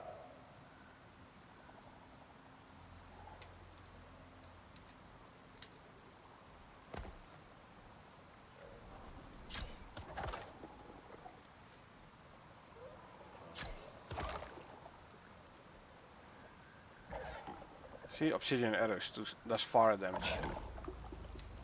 Yeah, you think you're safe across the river. You are not. Unfortunate, the river I did put out a fire. Or fortunate, I don't really care too much, but... Okay, he's not gonna bother me no more.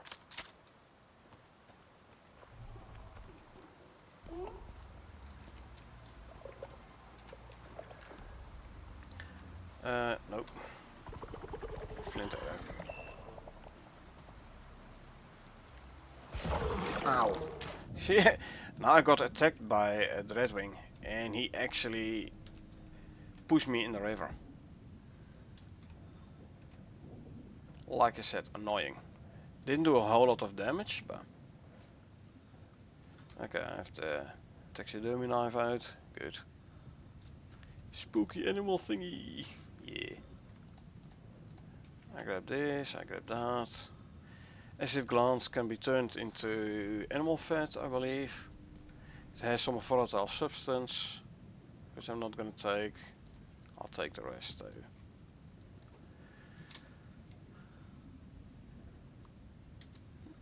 Well, don't pollute, just destroy. I'm taking poison damage. Of course I'm carrying this one and this one. So I'm actually gonna run back home and drop this stuff off. Oh, there's another visit there. I wanna get out.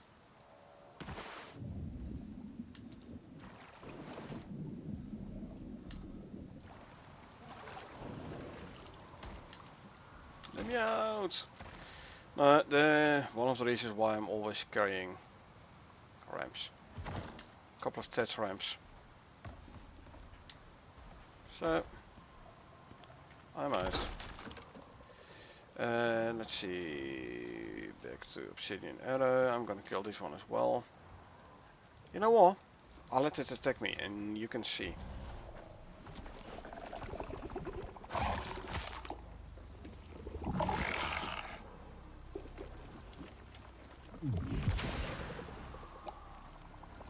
So, look at that. And look at that. And I'm slowed down and everything. Look at my health going down.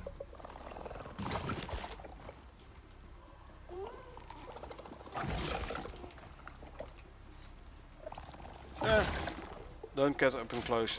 Especially not if you don't have the proper armor and protection and stuff.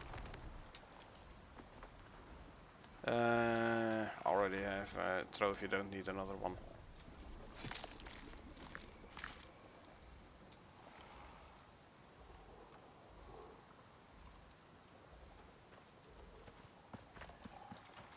Yeah, this is nasty poison. Less movement speed. Oh, Needler, I better run. Oh yeah, my stamina is depleted. This is something I've noticed before. If you're carrying a shield and you get poisoned, the shield instead of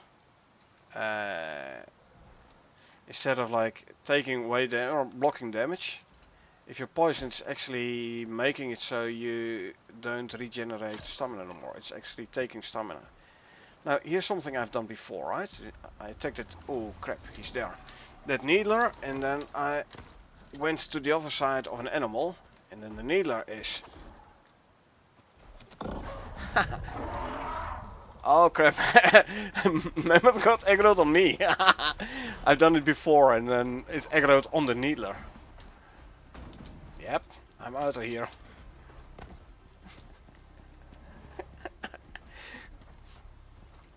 I'll go back on Icarus and stealing the wafer. Stealing our wafer. Right.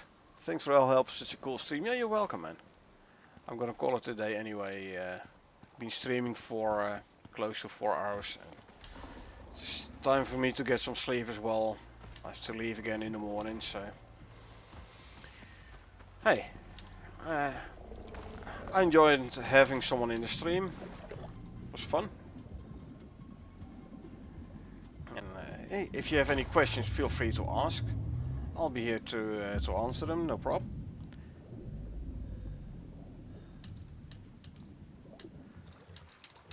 I'll keep it in mind, but usually I'm co-streaming with.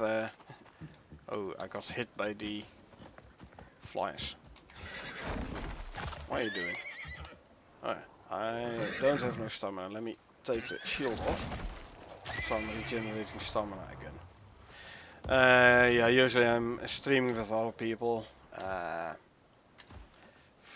The last couple of days I've been streaming solo through, but usually I stream with other people, either Icarus or Ark or something. I will keep it in mind though. So I believe there should be somewhere a link to my Discord, right?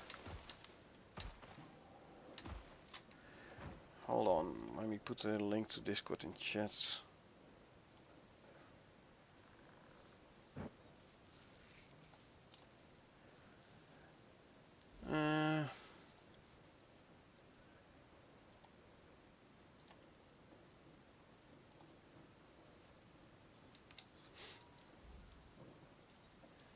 So you can always contact me on Discord.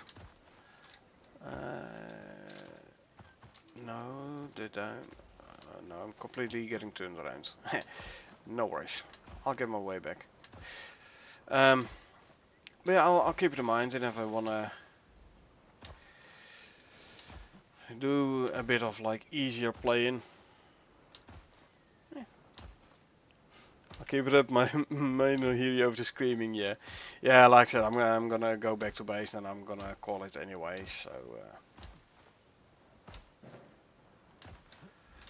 Where am I map-wise? Okay, I have to keep left here. Yeah, if you have any questions or something, or you need help, you can always contact me. Didn't work? That's interesting. Hold on.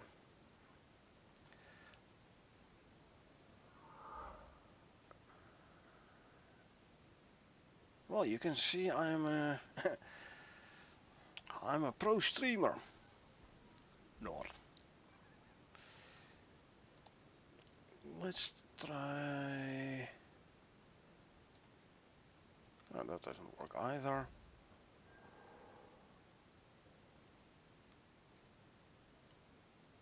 Okay, hold on. Copy this. And paste it there. Try that one.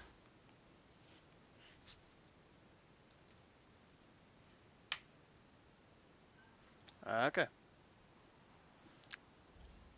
That's better. That's better. So you can always contact me there if you need help or you need to know something or whatever.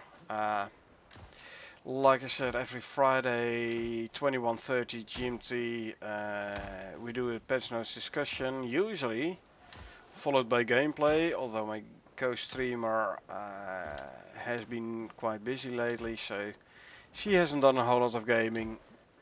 I still do the consequent gameplay on Friday though. So yeah, keep an eye on my Twitch channel. Hey, press that follow button. Good reason to say it. Yeah. So you get notified when I stream again. Yeah, like I said, you need help, you need info. Just give me a ping, and I'll help you if I can. Almost out of food.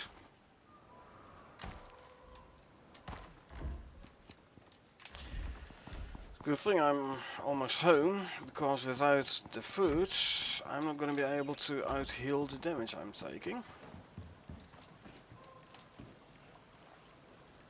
Checked it in there, that and that. This can go in there. This one can go in there. Shield can go back on the back. Put the signs away. Oxide goes there. Right. I'm gonna call it. I'm glad you learned. Thanks. Happy to help. Happy to help. So yeah, I'm gonna call it. I had a fun time. Built out the Brutalist room. Checked how much you can stack the safes. Unfortunate, the Red Exotics tree is bugged again. So be it. I've notified the team via feature upvotes. So hopefully they'll be able to figure out what's going wrong and how to fix it. I need a bit more running around and messing around. Always fun. Anyway, thanks for being here. Again, I hope you had a good time. I had it. I'm gonna call it now. I will see you folks around.